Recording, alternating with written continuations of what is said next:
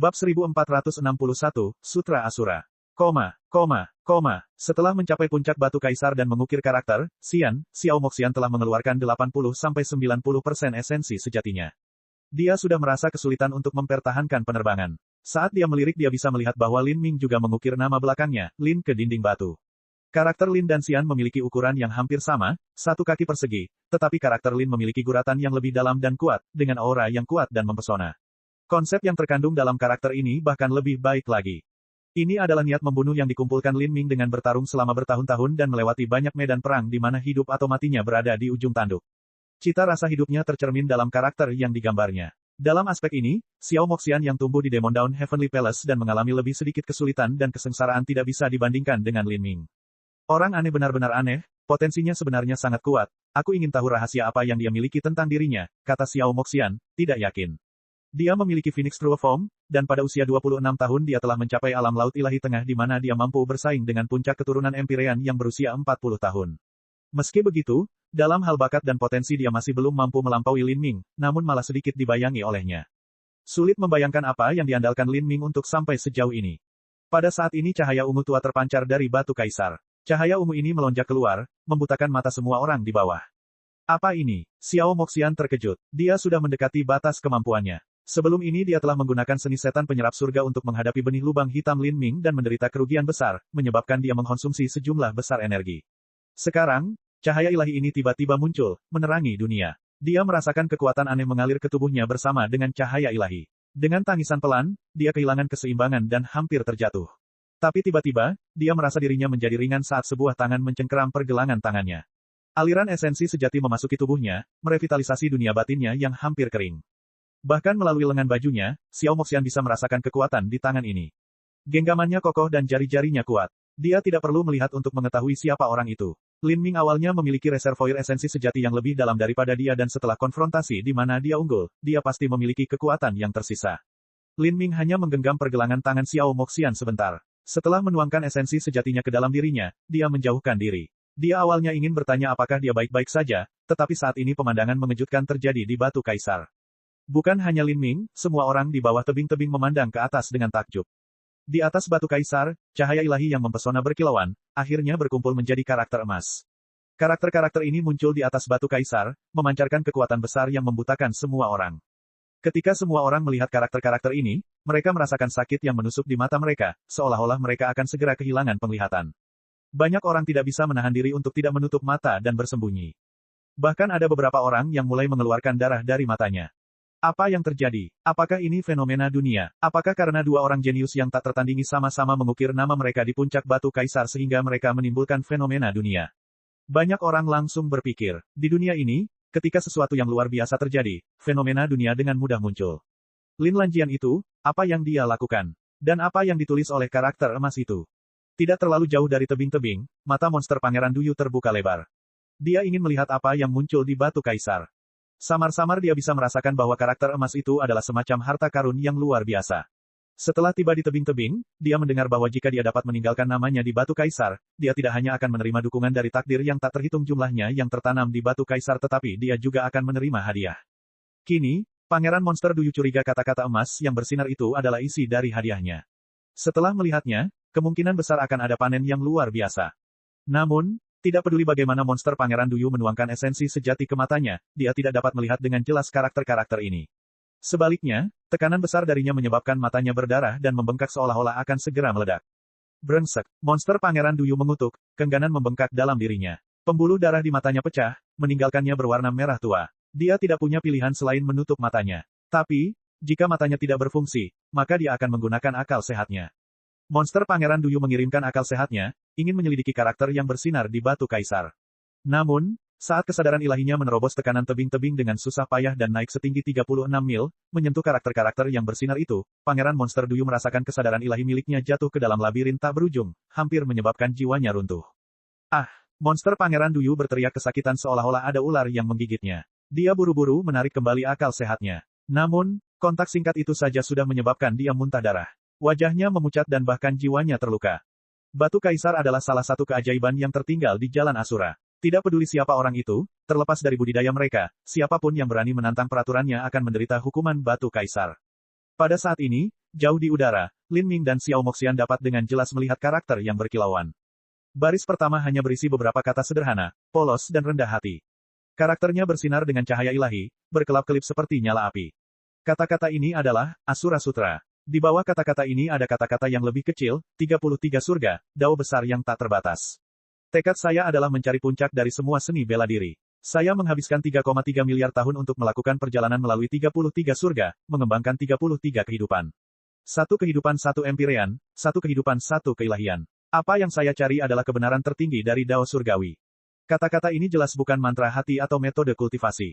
Melainkan itu adalah kata pengantar. Kemungkinan besar itu adalah kata pengantar yang ditulis oleh Master Jalan Asura sendiri, kata pengantar dari Sutra Asura. Kata pengantar ini lebih berharga dari emas manapun. Meskipun dimulai dengan beberapa lusin kata dan berlanjut hingga ratusan kata lainnya, setelah membacanya Lin Ming merasakan pikirannya bergetar. Dalam kata pengantar ini tertulis bahwa agar Master Jalan Asura dapat mencapai puncak seni bela diri, dia menghabiskan 3,3 miliar tahun untuk melakukan perjalanan melalui 33 surga. Di setiap langit berlapis, Master Jalan Asura akan menutup kultivasi hidupnya dan memulai dari nol. Seperti ini, dia memupuk 33 nyawa. Setiap kehidupan adalah 100 juta tahun. Terlebih lagi, selama 100 juta tahun ini, dia berkultivasi dari manusia biasa menjadi manusia empyrean dan bahkan melangkah ke alam dewa, menjadi dewa sejati. Inilah yang dimaksud dalam kata pengantar ketika ditulis, satu kehidupan satu empyrean, satu kehidupan satu keilahian. Namun, bahkan setelah sepenuhnya mengembangkan 33 nyawa, Master Jalan Asura masih belum mencapai tujuan yang dia cari. Bahkan setelah menggabungkan 33 Tao Surgawi, dia masih merasa ada sesuatu yang hilang. 33 Tao Surgawi bukanlah keseluruhan seni bela diri. Asura Roadmaster telah menggunakan 300 juta tahun untuk menciptakan dunianya sendiri, Jalan Asura. Sebagai hasilnya, dia berspekulasi bahwa Dao Surgawi yang lengkap berjumlah total 36. Dengan kata lain, 36 langit berlapis. Hanya karena beberapa alasan, 3 langit berlapis terakhir tidak dapat berevolusi sepenuhnya, melainkan menjadi benih alam semesta. Jika seseorang dapat membiarkan ketiga benih alam semesta ini dan mengumpulkan ke-36 Tao Surgawi, mereka dapat menyadari kebenaran tertinggi dalam seluruh keberadaan, mengendalikan dunia dan bahkan menciptakan surga mereka sendiri, menjadi penguasa seluruh ciptaan. Saat Lin Ming membaca kata pengantar ini, dia merasakan hatinya diliputi rasa kagum, tidak mampu berbicara sama sekali. Dia secara alami tahu bahwa ketiga langit berlapis terakhir ini adalah manik iblis, kubus ajaib, dan kartu ungu misterius itu. Ketiga benda ketuhanan ini adalah inti dari benih alam semesta. Jika seseorang dapat mengembangkannya sepenuhnya dan mengumpulkan 36 Tao Surgawi, seseorang dapat menjadi penguasa tertinggi dari semuanya. Master Jalan Asura, terlalu menakutkan. Lin Ming bingung. Kata pengantarnya saja berarti Asura Roadmaster pasti telah hidup setidaknya selama 3,6 miliar tahun. Dia telah memupuk 33 kehidupan, menjadi dewa sejati di masing-masing kehidupan. Kemudian, dia menghabiskan 300 juta tahun untuk menciptakan dunia seperti Jalan Asura. Konsep macam apa itu? Sulit membayangkan batas apa yang telah dicapai oleh Asura Roadmaster. Eksistensi seperti itu, apakah mereka hidup atau mati? Jika mereka sudah mati, di manakah jenazah mereka sekarang? Semua pertanyaan ini terlintas di benak Lin Ming. Dan pada saat ini, dia menemukan bahwa di Batu Kaisar, setelah kata pengantar ini, sebuah kitab suci yang sangat kuno mulai muncul, setiap baris berisi jejak Dao Agung yang berkilauan. Setiap karakter dalam kitab suci kuno mengandung konsep mendalam yang tak terbayangkan. Jejak Dao besar bercampur dengan 33 Tao Surgawi, sangat misterius. Pikiran Lin Ming bergetar. Dia tidak lagi memperhatikan masalah-masalah Asura Roadmaster melainkan sepenuhnya menginvestasikan dirinya dalam kitab suci kuno ini. Dekat Lin Ming, Xiao Moxian juga berada dalam kondisi yang sama. Meskipun karakter berkilauan di Batu Kaisar tidak terlalu banyak, kebenarannya adalah bahwa karakter tersebut mengandung banyak sekali informasi yang tidak dapat dipahami. Mengingat kata-kata itu sendiri tidaklah sulit, tetapi ingin mengingat semua konsep yang terkandung dalam kata-kata ini memerlukan persepsi yang sangat tinggi. Dan Lin Ming dan Xiao Moxian adalah dua orang dengan persepsi mengerikan.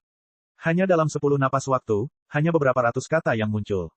Tulisan ini kemungkinan besar bukan isi utama Sutra Asura, tidak ada metode budidaya.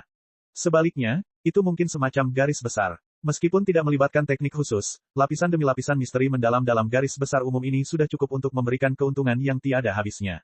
Setelah cahaya perlahan meredup, Lin Ming dan Xiao Moxian saling memandang. Mereka bisa melihat kegembiraan dan kekaguman saat saling menatap. Ini adalah panduan metode budidaya yang ditinggalkan oleh Asura Roadmaster. Sepertinya begitu, tapi ini hanya garis besarnya saja. Menggunakan ini sendirian untuk melatih apapun adalah hal yang mustahil. Pada saat ini, jauh di udara, Lin Ming tidak bisa lagi merasakan tekanan Batu Kaisar. Dia dengan mudah melayang di langit. Jelas sekali dia telah mendapatkan persetujuan penuh dari Batu Kaisar. Saat dia melirik ke bawah, dia melihat bahwa karena kilatan cahaya ilahi tadi, banyak seniman bela diri di bawah tebing-tebing berada dalam kondisi yang jauh lebih buruk. Banyak dari mereka yang terluka, dengan darah menetes dari mata mereka. Bahkan ada beberapa individu yang mencoba menggunakan akal ilahi mereka untuk menyelidiki batu kaisar dan terluka parah, akibatnya jiwa mereka rusak. Kami mungkin satu-satunya yang melihat Asura Sutra. Lin Ming berkata sambil berpikir. Tampaknya ini adalah hadiah yang ditinggalkan oleh Asura Roadmaster. Ini juga masuk akal. Master Jalan Asura secara alami tidak akan membiarkan warisannya menyebar ke tangan orang biasa. Itu hanya akan membuang-buang harta karun secara sembarangan. Pada saat ini, 2 berkas cahaya ditembakkan dari batu kaisar, 1 berkas mengarah ke Lin Ming dan yang lainnya ke Xiao Moxian. Pancaran cahaya ini masuk ke dalam lencana misi mereka. Pada saat berikutnya, 2 lencana misi terbang dan perlahan-lahan menghilang, berubah menjadi tanda dewa yang bersinar. Namun, rune dewa ini bukanlah warna biru yang diharapkan Lin Ming sejak awal, namun berwarna hitam merah. Ini adalah rune dewa tingkat hitam puncak. Bab 1462, Transformasi Ilahi yang terlambat. Hanya dengan meninggalkan nama di batu kaisar barulah mereka menerima tanda dewa. Ini adalah misi yang diberikan kepada mereka oleh Dao Surgawi Jalan Asura. Namun, menurut deskripsi misi, setelah menyelesaikannya, hadiahnya seharusnya berupa rune tingkat jiwa biru. Namun, yang diperoleh Lin Ming adalah rune dewa hitam puncak. Bukan hanya dia, Xiao Moxian juga sama. Ini sekarang adalah rune dewa hitam puncak ketiga yang diperoleh Lin Ming. Yang pertama adalah perlindungan Tuhan dan berkat Tuhan, dan sekarang dia telah memperoleh 1 lagi dari batu kaisar.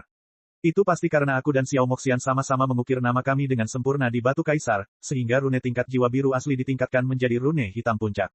Saat Lin Ming memikirkan ini, rune kaisar batu berubah menjadi seberkas cahaya yang meluncur ke tubuhnya, memasuki dunia batinnya.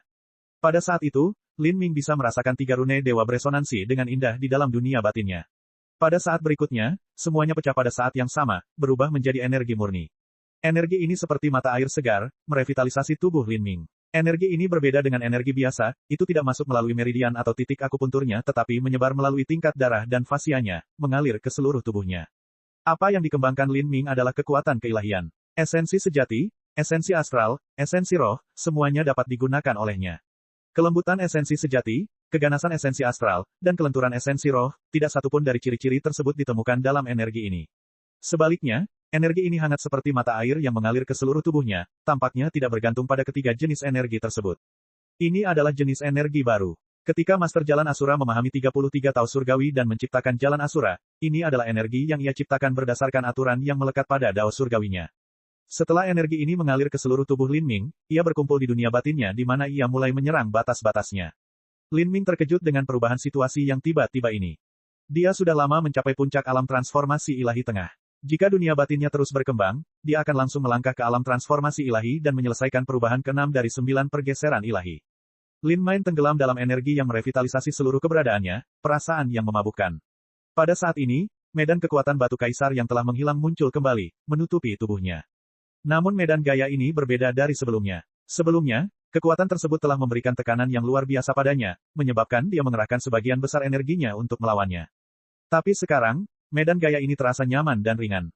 Medan gaya membungkus seluruh area di sekitar Lin Ming, menempatkannya dalam kepompong yang tak terlihat. Dalam perlindungan kepompong ini, Lin Ming merasa seolah ditempatkan kembali di rahim ibunya, sangat nyaman. Samar-samar, seolah melalui lensa mimpi, Lin Ming bisa melihat Xiao Moxian juga terbungkus dalam kepompong raksasa ini. Matanya terpejam rapat dan wajahnya memerah. Alisnya bergetar lembut dan bibirnya melengkung membentuk senyuman bahagia, dia jelas sangat gembira. Lin Ming tahu bahwa perubahan serupa terjadi dalam diri Xiao Moxian. Di dalam tubuhnya kemungkinan ada 2 atau 3 rune dewa hitam puncak, dan sekarang rune dewa itu telah berubah menjadi kekuatan aneh. Meskipun kekuatan aneh ini bukan milik sistem pengumpulan esensi, kekuatan aneh ini sebenarnya menyatukan esensi sejati, esensi astral, dan esensi roh di dalam tubuh mereka, memungkinkan budidaya mereka meningkat. Lin Ming tahu bahwa rune dewa sangat berharga. Ada banyak seniman bela diri di Jalan Asura yang tidak berencana menyelesaikan set lengkap rune dewa untuk berpartisipasi dalam uji coba terakhir. Meski begitu, mereka tetap terus mengumpulkan rune dewa untuk dijual kepada orang lain yang menginginkannya. 1 set rune emas tak ternilai harganya, rune dewa jiwa biru yang langka adalah sesuatu yang bahkan seorang Holy Lord akan perjuangkan dengan kejam. Adapun rune dewa tingkat hitam puncak, tidak ada lagi yang perlu dibicarakan. Semakin tinggi kualitas sebuah rune dewa, semakin berharga itu. Rune dewa ini membawa segala macam keuntungan.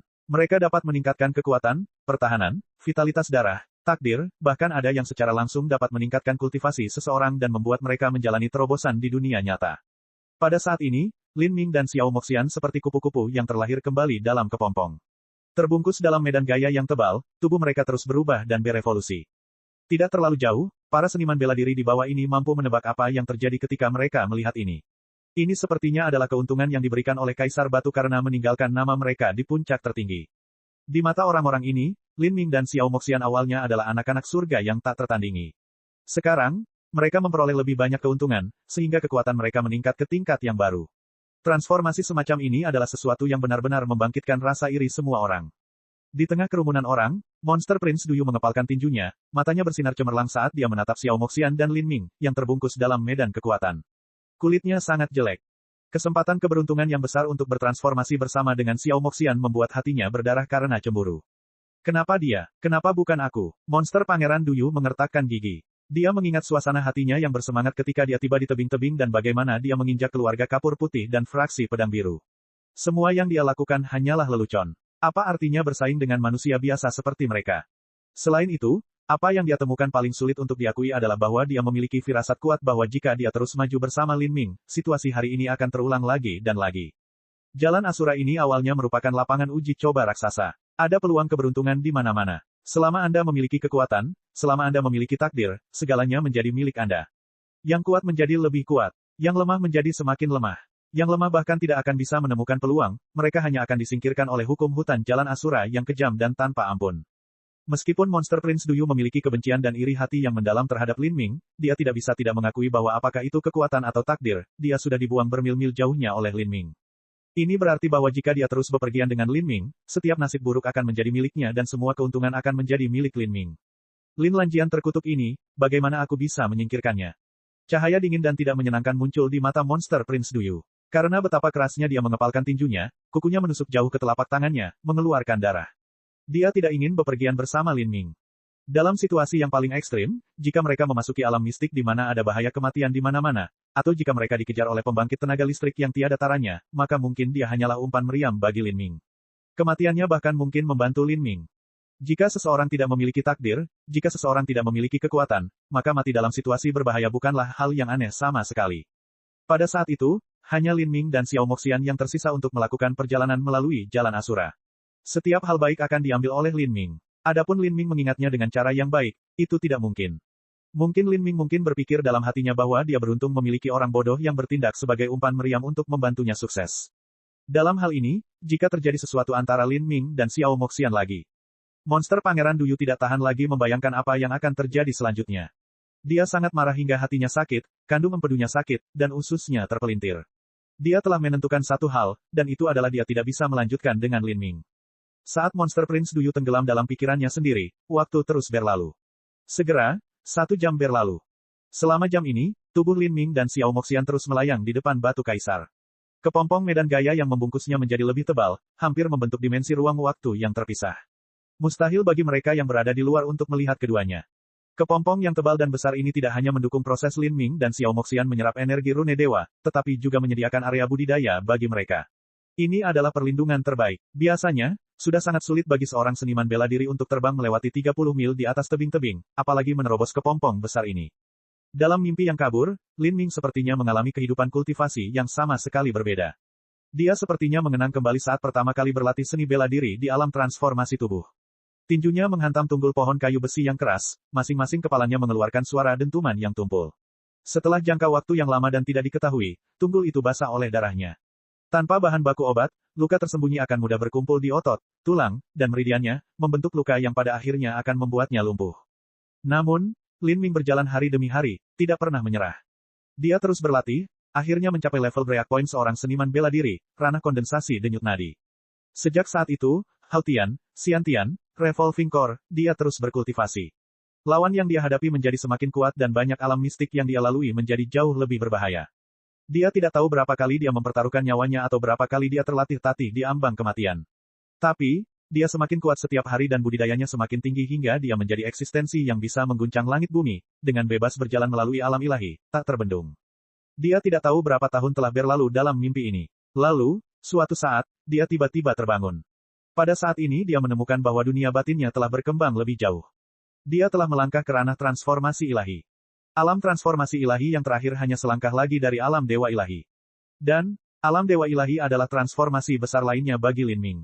Itu adalah wilayah yang sangat kritis. Harus diketahui bahwa tingkat kultivasi yang setara dengan putra suci keberuntungan juga hanya berada di puncak alam mendiang Dewa Ilahi. Jika Lin Ming bisa memasuki alam Dewa Ilahi Tengah, maka meskipun dia masih tidak bisa mengalahkan putra keberuntungan Sein, dia masih harus memiliki modal untuk bersaing dengannya.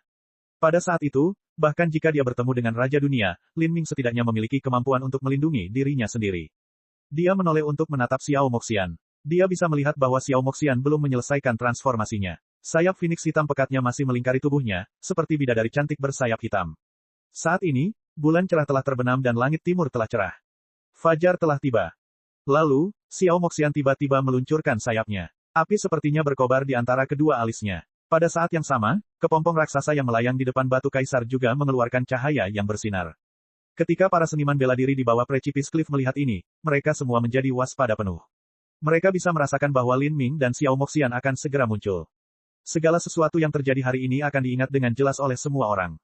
3 orang telah datang ke batu kaisar dan meninggalkan jejak mereka. Tentu saja, dibandingkan dengan Lin Ming dan Xiao Moxian, orang pertama, Monster Prince Duyu, tidak layak untuk disebutkan.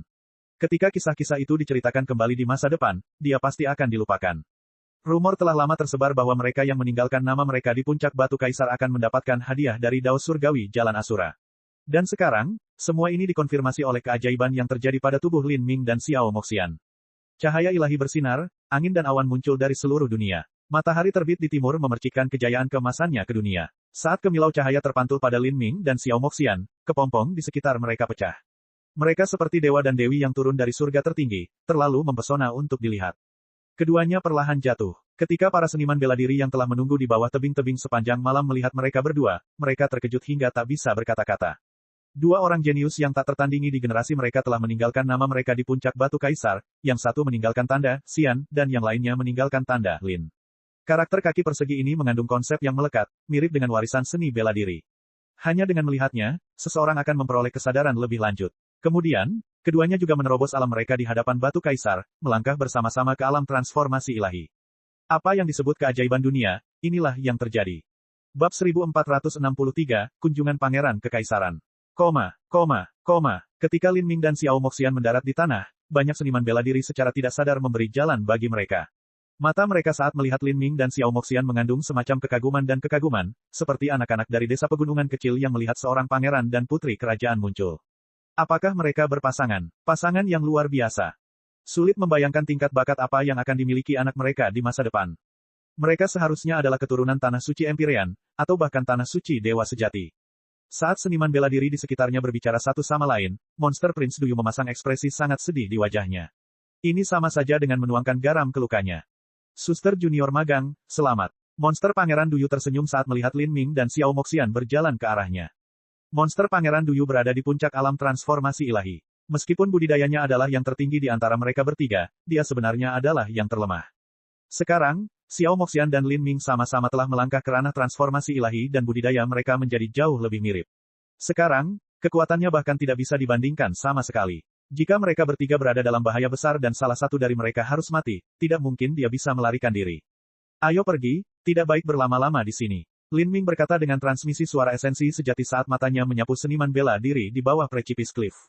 Apa yang dia capai dengan Xiao Moxian tadi terlalu mengejutkan, mereka cenderung menarik perhatian banyak orang. Selain itu, mereka baru saja membuat terobosan lain dalam kultivasi mereka dan dalam waktu yang diperlukan untuk melakukannya, kemungkinan besar orang-orang di sekitar mereka telah mengirimkan berita tersebut. Di dunia anjing makan anjing di Jalan Asura, jika ada orang yang dicurigai memiliki harta berharga maka mudah untuk dibunuh dan dirampok. Sekalipun diketahui bahwa mereka berasal dari pengaruh besar, selalu ada orang yang bersedia mengambil risiko. Ayo pergi. Kekuatan Xiao Moxian baru saja meningkat secara signifikan, dia sedang dalam suasana hati yang sangat baik. Ketiga orang itu meluncurkan teknik gerakan mereka dan segera pergi. Tidak ada yang menghentikan mereka. Saat mereka terbang, Lin Ming melirik ke arah Monster Prince Duyu. Pada saat singkat mereka berbicara, Lin Ming samar-samar bisa merasakan kebencian yang membara dari dalam Monster Prince Duyu, dan bahkan niat membunuh. Jika bukan karena Lin Ming mempelajari hukum mimpi ilahi dan memiliki persepsi jiwa yang sangat tajam maka mustahil baginya untuk merasakan kebencian Monster Prince Duyu. Sejak awal Monster Prince Duyu hanya tidak menyukai Lin Ming. Ini karena Monster Prince Duyu tidak memahami Lin Ming. Dia berpikir bahwa Lin Ming adalah antek kecil jelek dari kelahiran biasa, seseorang yang tidak menimbulkan ancaman baginya. Jadi, dia ingin mengalahkan dan mempermalukan Lin Ming, bukan membunuhnya. Tapi sekarang, Monster Pangeran Duyu jelas telah melahirkan niat membunuh di dalam hatinya. Kehadiran Lin Ming merupakan ancaman yang sangat besar. Lin Ming tidak hanya mengancam perkembangan pacarannya terhadap Xiao Moxian, tapi bahkan ada ancaman terhadap takdirnya, hidupnya. Di Grid Desolate yang luas, Monster Prince Duyu menginjak angin, hatinya berat dan sedih. Dia semakin bisa merasakan bahwa selama petualangan melalui jalan Asura ini, mustahil baginya untuk mengikutinya. Dia punya dua pilihan, pergi bertualang sendiri atau mengikuti Lin Ming dan Xiao Moxian sampai kematiannya. Monster Pangeran Duyu sudah dapat melihat bahwa bahaya dari situasi yang mereka hadapi mulai sekarang akan menjadi semakin menakutkan, dan risikonya akan semakin meningkat. Jika dia melanjutkan dengan mereka, bukan saja dia tidak akan mendapatkan keuntungan apapun tetapi dia hanya akan menemui bahaya saja. Kakak magang junior, berapa lama kamu berencana untuk tinggal di Jalan Asura? Old Blue masih diawasi oleh Wave City Lord jadi situasinya berbahaya bagi kami. Kita harus kembali secepat mungkin. Semakin dalam kita masuk ke Grid Desolate, semakin banyak bahaya yang ada. Jika sesuatu terjadi padamu. Monster Prince tidak bisa menyelesaikan kata-katanya sebelum Xiao Moxian memotongnya sambil tertawa. Saya tidak ingin kembali. Jalan Asura ini baru saja mulai menyenangkan, jadi mengapa saya harus kembali? Jika kamu sangat ingin kembali, kembalilah sendiri. Xiao Moxian sama sekali tidak peduli dengan kekhawatiran Monster Prince Duyu. Dia semakin bersemangat untuk masuk lebih jauh ke dalam Grid Desolate. Hasil ini sudah sesuai dengan apa yang diharapkan oleh Monster Prince Duyu. Xiao Moxian adalah seorang gadis lucu yang menyukai kenakalan dan penjelajahan, dan sekarang dia sudah mendapatkan keuntungan, bagaimana mungkin dia berpikir untuk kembali? Namun, dia tidak mau menyerah di sini. Dia terus berkata, saudari junior magang, Lin Lanjian ini telah mengikuti kita selama ini. Dia seharusnya adalah seniman bela diri asli Jalan Asura dan juga mengetahui geografi dan situasi gurun besar dengan sangat baik. Jika dia mempunyai pikiran jahat, dia mungkin membawa kita ke suatu zona bahaya dan mencoba menjebak kita sehingga dia bisa membunuh kita dan mencuri harta benda kita. Dengan kekuatannya dan keunggulan lokasinya, tidak mungkin kita bisa bersaing dengannya. Orang ini adalah variabel yang tidak diketahui dan karakternya juga tidak diketahui. Saya merasa ada terlalu banyak masalah dengannya.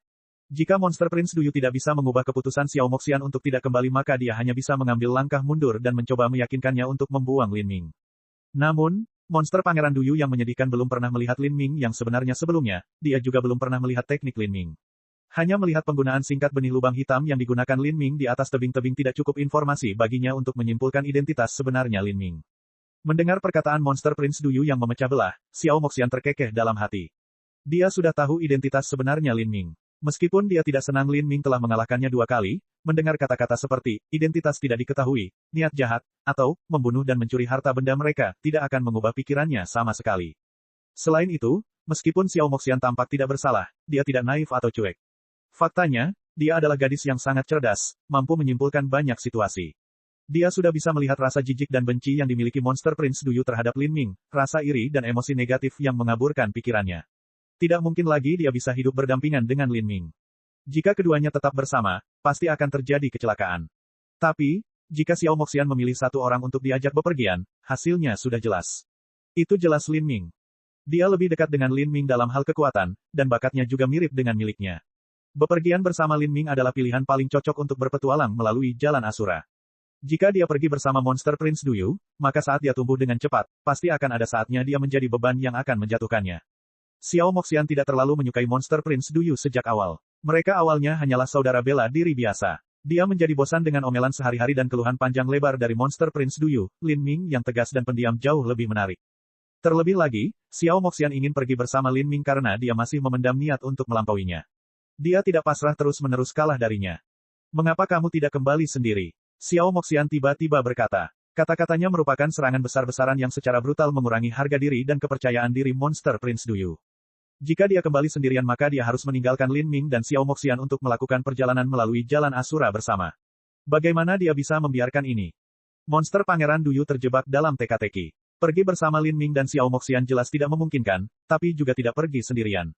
Semua ini karena Lin Ming. Saat Monster Prince Duyu sangat tertekan, Lin Ming sebenarnya mengamati sekelilingnya dengan cermat. Dia benar-benar mengabaikan percakapan antara Monster Prince Duyu dan Xiao Moxian. Apa yang dipikirkan Lin Ming sekarang adalah liontin batu giok kuno yang diambilnya dari roda takdir. Giok ini memiliki 4 kata di dalamnya, harta karun dewa kesunyian besar. Ketika Lin Ming datang ke Grid Desolate, meninggalkan namanya di batu kaisar hanyalah perjalanan sampingan yang nyaman. Alasan sebenarnya dia datang ke sini adalah untuk mencari harta karun dewa kesunyian besar. Soul White, kamu bilang ada kota 1000 mil di depan, yang disebut kota setan surga. Ya, kota Heaven Devil memiliki reputasi yang megah dan bergengsi. Sebagian besar seniman bela diri yang datang untuk berpartisipasi dalam uji coba Grid Desolate akan memilih kota Heaven Devil sebagai lokasi peristirahatan mereka. Hal ini juga membuat kota Heaven Devil menjadi sangat makmur. Dari segi jumlah master saja, kota iblis surga jauh melampaui kota gelombang dan kota perselisihan.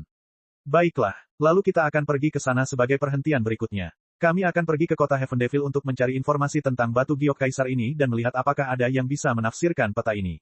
Saat Lin Ming membuat rencana ini, dia tidak tahu bahwa segera setelah dia meninggalkan tebing-tebing, sekelompok pengunjung tak terduga lainnya telah tiba. Kelompok orang ini sebagian besar adalah orang suci, tetapi ada juga beberapa orang dari ras monster dan iblis. Di dalam grup, yang paling menonjol adalah seorang pemuda berpakaian putih. Dia tinggi dan kurus, dan meskipun dia tidak bisa dianggap terlalu tampan, auranya cepat dan ganas. Alisnya tajam seperti pedang, miring ke arah pelipisnya, dan matanya jernih dan ramping seolah-olah diukir dari pedang yang menari. Sedikit energi jahat memancar dari seluruh keberadaannya. Jika Lin Ming ada di sini dia akan segera mengenali orang ini. Ini adalah Pangeran Kekaisaran Naki. Segera setelah pertarungannya dengan Lin Ming, Naki datang ke uji coba peleburan Jalan Asura. Bagi ras suci, pergi ke uji coba peleburan Jalan Asura jauh lebih umum dibandingkan dengan manusia. Di tanah suci keberuntungan Saint Sovereign saja, semua murid langsung harus melewati ujian Jalan Asura. Ini adalah tebing-tebing. Saat Pangeran Kekaisaran Naki dan rombongannya tiba di sini, mereka segera menarik perhatian semua orang. Kelompok orang ini mempunyai momentum yang terlalu besar. Bahkan ada tokoh dikdaya Raja Dunia di antara mereka. Di tepi Jalan Asura, Raja Dunia adalah penguasa sebuah kota. Orang seperti itu memiliki status yang tinggi. Orang-orang ini tiba-tiba muncul di tebing-tebing menyebabkan hati banyak orang bergetar. Keluar dari jalan! Keluar dari jalan! Antek-antek Naki berteriak keras agar orang-orang membersihkan jalan. Adegan ini mirip dengan putra mahkota yang sedang melakukan perjalanan, tak seorang pun secara acak secara alami tidak bisa mendekatinya. Segera, di titik pusat di bawah tebing-tebing, hanya Pangeran Kekaisaran Naki dan rakyatnya yang tersisa. Seniman bela diri biasa lainnya telah melakukan perjalanan beberapa mil jauhnya. Meskipun mereka merasa tidak enak melakukan hal ini, mereka hanya bisa merasakan kemarahan di hati mereka tanpa ada cara untuk menyuarakannya. Siapa yang mengadakan pertunjukan sebesar itu? Jangan bicara begitu saja. Ada pembangkit tenaga listrik Raja Dunia di antara mereka. Terlebih lagi, masing-masing junior tersebut memiliki dasar yang sangat kuat. Mereka mungkin berasal dari tanah suci Empyrean. Apa yang terjadi dalam beberapa hari terakhir ini? Batu Kaisar terus kedatangan semakin banyak master untuk menantangnya. Para junior ini seharusnya datang untuk uji coba di sini. Saat orang-orang berbicara, para elit muda yang heroik dalam kelompok Pangeran Kekaisaran Naki mulai melompat satu persatu, seperti ikan yang melompat melalui gerbang naga. Masing-masing menunjukkan keahliannya, semuanya terbang setidaknya 30 mil untuk meninggalkan jejaknya. Bahkan ada yang melewati jarak 33 mil, hanya selangkah lagi untuk mencapai Batu Kaisar. Ini adalah Batu Kaisar yang diledakkan secara tidak proporsional. Tampaknya tidak sulit sama sekali. Pangeran Kekaisaran Naki berkomentar ketika dia melihat saudara-saudara magang juniornya hampir mencapai puncak.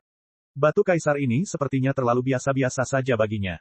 Yang mulia Pangeran Kekaisaran, dikabarkan bahwa jika Anda dapat mengukir nama Anda di puncak tertinggi Batu Kaisar dan menyelesaikan uji coba ini dengan sempurna maka Anda akan mendapatkan hadiah tambahan. Yang mulia tidak boleh menganggap enteng hal ini dan berusaha untuk mendapatkan hadiah itu. Seorang lelaki tua berkata dari samping Pangeran Kekaisaran Naki. Orang tua ini memiliki budidaya Raja Dunia yang biasa. Di tanah suci ketuhanan sejati penguasa suci keberuntungan, tokoh dikdaya Raja Dunia biasa hanya bisa dianggap sebagai tetua pelataran luar. Dengan kata lain, perannya mirip dengan Steward. Puncak tertinggi. Pangeran Kekaisaran Naki tersenyum. Dia melihat ke atas untuk melihat tanda apa yang ditinggalkan nenek moyangnya. Di titik tertinggi Batu Kaisar terdapat karakter berukuran 2 kaki persegi. Salah satunya adalah karakter Xian, yang mengandung aura cantik dan fleksibel. Yang lainnya adalah karakter Lin yang berisi karakter gesit dan garang, kental dengan niat membunuh. Bab 1464, tidak dapat diatasi. Dua karakter ini. Pangeran Kekaisaran Naki mengusap dagunya, menatap tajam ke karakter Lin dan Xian. Sebagian besar tanda di Batu Kaisar memancarkan suasana bertahun-tahun yang tak terhitung jumlahnya, tetapi kedua karakter ini tampak cukup baru, seolah-olah baru saja diukir. Sangat menarik. Pangeran Kekaisaran Naki menyeringai. Karakter Lin mengingatkannya pada seseorang. Tentu saja, dia tidak bisa memastikannya sama sekali. Bukankah dikatakan bahwa meninggalkan nama di titik tertinggi Batu Kaisar sangatlah sulit? Bahwa melakukan hal itu dengan sempurna adalah sesuatu yang bahkan tidak dapat terjadi dalam 100 juta tahun. Rumor semacam ini telah diturunkan tentang Batu Kaisar, tetapi kedua karakter di atas sana jelas-jelas baru saja terpahat. Tampaknya Batu Kaisar ini juga biasa-biasa saja. Naki terkekeh. Dia dianggap berpengetahuan luas tentang kejeniusan umat manusia. Ia menduga karakter Lin ditinggalkan oleh Lin Ming, dan karakter Xian mungkin berasal dari Xiao Moxian. Selama pertempuran besar di benua darah caotik, Naki belum melihat Xiao Moxian, dia hanya mendengar bahwa dia memiliki bakat luar biasa. Berpikir tentang hal itu, budidaya Lin Ming dan Xiao Moxian saat ini cocok untuk bertualang melalui Jalan Asura. Jika Lin Ming memasuki jalan Asura langsung setelah pertempuran mereka di Chaotic Blood Continent, maka dia tidak akan menganggapnya aneh sama sekali. Karena Lin Ming dan Xiao Moxian sama-sama mampu meninggalkan nama mereka di titik tertinggi di Batu Kaisar, dan juga melakukannya dengan sempurna, Naki sangat yakin dia dapat dengan mudah mencapai hal yang sama. Lagi pula, meskipun ia kalah dari Lin Ming selama pertarungan mereka di Chaotic Blood Continent, Naki masih belum sepenuhnya yakin akan kekalahannya. Yang benar adalah bahwa dari awal sampai akhir, Lin Ming belum mampu menekannya. Faktanya, pada tahap akhir pertempuran mereka, dia sedikit menekan Lin Ming. Hanya saja pada saat yang paling kritis, Lin Ming telah memanggil gerbang batu aneh itu selama serangannya, menyebabkan dia berdampak langsung ke dalamnya. Menabrak gerbang batu itu tidak hanya melukai Naki hingga muntah darah, tetapi juga menyebabkan gelombang pertempuran berbalik. Jika hal itu tidak terjadi, Pangeran Kekaisaran Naki yakin sepenuhnya bahwa dia bisa meraih kemenangan pada akhirnya. Bagaimanapun, dalam hal daya tahan, Naki memiliki keyakinan mutlak pada dirinya sebagai ahli bela diri transformasi tubuh. Dalam situasi seperti ini, dia percaya apakah itu bakat, potensi, atau kekuatan, dia jauh melampaui Lin Ming. Jika Lin Ming mampu dengan sempurna meninggalkan namanya di Batu Kaisar maka tidak perlu menyebutkan dirinya sendiri. Terlebih lagi, bahkan wanita Xiao Moxian telah melakukannya. Ini membuktikan bahwa misi Emperor Stone tidak terlalu sulit. Meskipun Pangeran Kekaisaran Naki belum pernah melihat Xiao Moxian sebelumnya, rumor yang didengarnya saja tidak cukup untuk membuktikan kepadanya bahwa bakatnya melampaui bakat Lin Ming. Haha, apa yang Yang Mulia katakan benar. Menurutku Batu Kaisar ini sepertinya disiapkan khusus untukmu. Yang Mulia bergelar Pangeran Kekaisaran, dan ini adalah Batu Kaisar. Jika Yang Mulia tidak dapat dengan sempurna meninggalkan nama Anda di atasnya maka kata-kata Kaisar Batu benar-benar tidak berguna. Setelah Yang Mulia memutuskan untuk pergi, saya yakin akan segera ada kesuksesan. Beberapa bawahan Naki mulai menyanjungnya. Adapun orang-orang yang menonton dari jauh, mereka merasa jijik di hati ketika mendengar ini. Setelah diusir dengan kasar oleh kelompok orang baru ini, yang ada hanyalah kritik di dalam hati mereka. Sungguh, seolah-olah dia tidak takut lidahnya terpotong oleh angin. Seolah-olah menurutnya meninggalkan nama di Batu Kaisar adalah semacam permainan kecil yang menyenangkan. Mereka mungkin telah melihat tanda sempurna yang ditinggalkan pria dan wanita itu di Batu Kaisar, jadi mereka berpikir mudah untuk melakukan hal yang sama. Faktanya, saya berani bertaruh bahwa pasangan kemarin adalah orang-orang jenius yang luar biasa di antara semua orang jenius yang luar biasa. Hehe, saya tidak sabar menunggu orang-orang ini gagal. Beberapa seniman bela diri diam-diam berdiskusi di antara mereka sendiri dengan transmisi suara esensi sejati. Mereka pasti tidak berani mengucapkan kata-kata ini dengan lantang. Di jalan Asura di mana terdapat banyak master di sekelilingnya, beberapa kata yang tidak bijaksana dapat dengan mudah merenggut nyawa seseorang. Namun, saat mereka berbicara, seniman bela diri berpakaian putih di antara kelompok pendatang baru itu memandang ke arah mereka. Dia tersenyum sambil menunjuk ke arah mereka dan mengaitkannya dengan isyarat, datang ke sini, hampir membuat mereka pingsan karena ketakutan. Brengsek, apakah dia mendengar transmisi suara kita? Mustahil. Tenang, kapan transmisi suara esensi sejati mudah didengar? Beberapa seniman bela diri memucat. Mereka mulai berjalan menuju Pangeran Kekaisaran Naki dengan sedikit rasa takut. Kalian semua, aku ingin menanyakan sesuatu padamu. Dua orang yang meninggalkan nama mereka di Batu Kaisar, apakah itu laki-laki dan perempuan? Tanya Naki. Para seniman bela diri yang ditanyai segera mengangguk. Mereka memberitahu Pangeran Kekaisaran Naki apa yang mereka ketahui tentang penampilan pasangan itu. Pemuda itu berkulit kuning dan penampilannya biasa saja. Pangeran Kekaisaran Naki menelusuri dagunya. Deskripsi ini jelas tidak cocok dengan Lin Ming, tapi selalu ada kemungkinan bahwa dia telah menggunakan teknik mengubah penampilan. Untuk seseorang seperti Lin Ming yang memiliki status sensitif, hal itu akan memungkinkan dia melakukan perjalanan melalui jalan Asura dengan cara yang jauh lebih aman. Bagus sekali, sekarang kalian semua bisa berhenti. Pangeran Kekaisaran Naki menyeringai jahat. Dengan pukulan tiba-tiba dari tinjunya, gelombang esensi astral yang gila meletus, berdampak secara sembarangan keluar. Ketika esensi astral ini menabrak para seniman bela diri, mereka gemetar dan berteriak kesakitan saat mereka dikirim terbang menjauh. Gemuruh. 3 orang mendarat di batu-batu besar dan menghancurkannya menjadi beberapa bagian karena benturan. Seluruh tubuh mereka terluka, terus-menerus memuntahkan darah. Uyak, para seniman bela diri merangkak berdiri, terus memuntahkan darah dengan potongan organ mereka tercampur di dalamnya. Pangeran Kekaisaran Naki hanya mencibir saat melihat ini. Apa yang baru saja kalian bicarakan? Tidakkah kamu mengerti bahwa lidah yang lepas dapat membawa masalah? Kata-kata Pangeran Kekaisaran Naki menyebabkan semua seniman bela diri di sekitarnya terdiam. Faktanya, orang-orang yang berbicara satu sama lain lebih banyak daripada 3 orang yang masih merangkak di atas perut mereka. Sebagian besar orang di sini masih berpikir bahwa Pangeran Kekaisaran Naki dapat meninggalkan namanya dengan sempurna di Batu Kaisar hanyalah mimpi. Sekarang setelah mereka melihat betapa tragisnya ketiga seniman bela diri itu, mereka semua diam-diam bersukacita karena mereka tidak bernasib buruk untuk terpilih.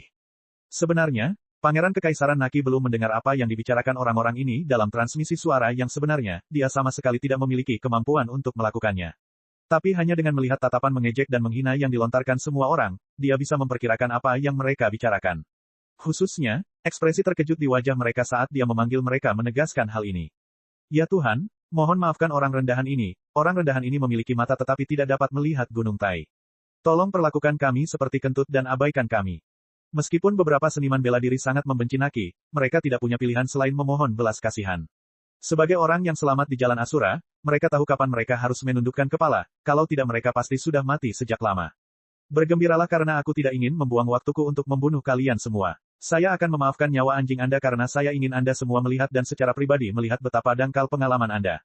Saat Naki berbicara, dia mengalihkan pandangannya ke tebing-tebing. Saat dia melihat ke atas, dia bisa melihat batu kaisar. Lalu, senyuman muncul di bibirnya. Dia baru saja memikirkan ide bagus. Tuan Zhou, saya mendengar meninggalkan nama di Batu Kaisar sama dengan mendapatkan persetujuan dari semua elit muda heroik yang luar biasa di masa lalu dan bahkan mendapatkan dukungan atas takdir mereka. Benarkah itu?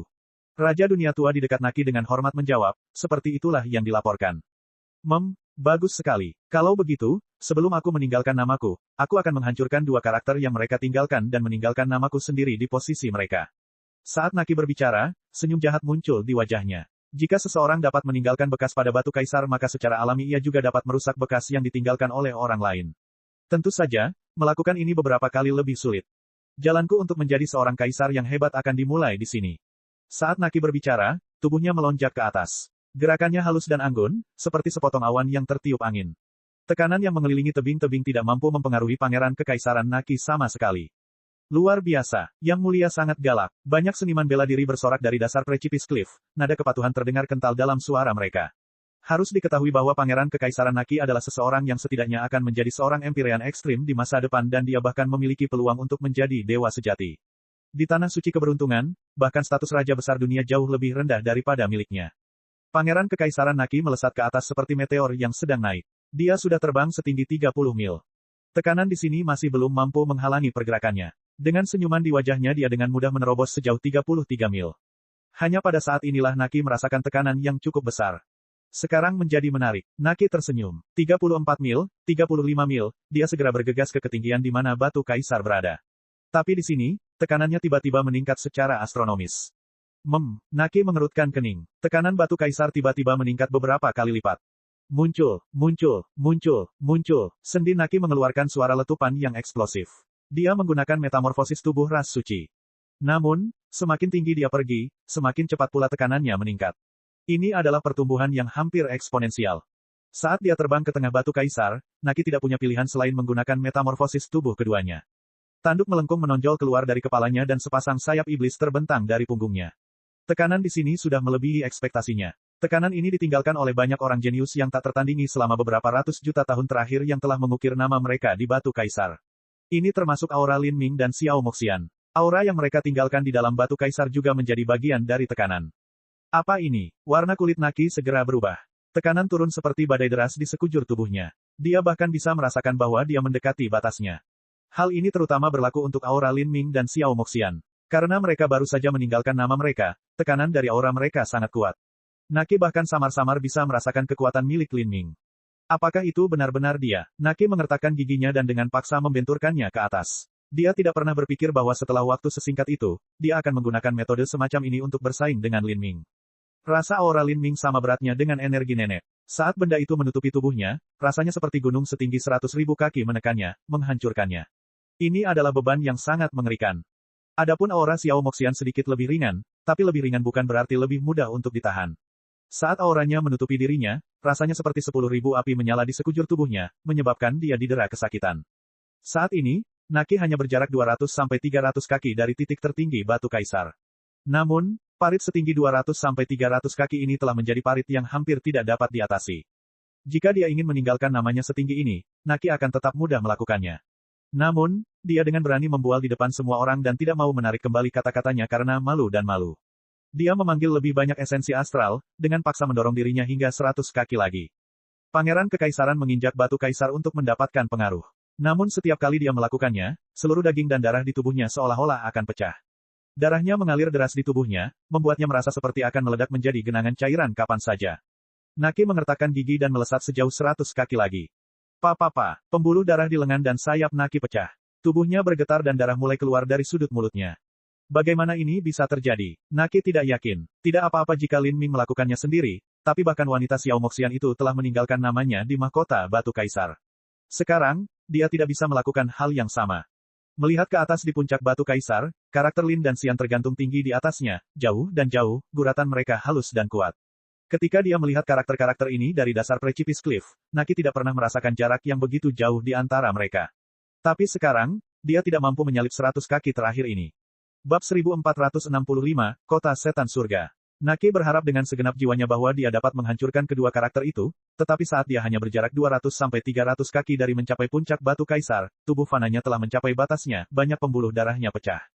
Bang! Naki dengan enggan menekan keluar, menyerang melalui ruang untuk menyerang karakter Lin di Batu Kaisar. Namun, dia hanya memiliki sedikit kekuatan yang tersisa, dan di bawah tekanan Kaisar Batu, serangannya berkurang hingga hampir tidak ada. Dia sama sekali tidak mampu merusak Batu Kaisar. Aura karakter Lin itu tetap cepat dan ganas seperti sebelumnya, memandangnya dari kesempurnaannya yang tidak terluka seolah-olah itu mengejek ketidakmampuannya sendiri. Yang mulia, jangan memaksakan diri. Di dasar Precipice Cliff, orang suci tua itu berteriak dengan cemas. Setiap orang dapat melihat bahwa Naki telah mencapai batas kemampuannya, mustahil baginya untuk mencapai puncak Batu Kaisar.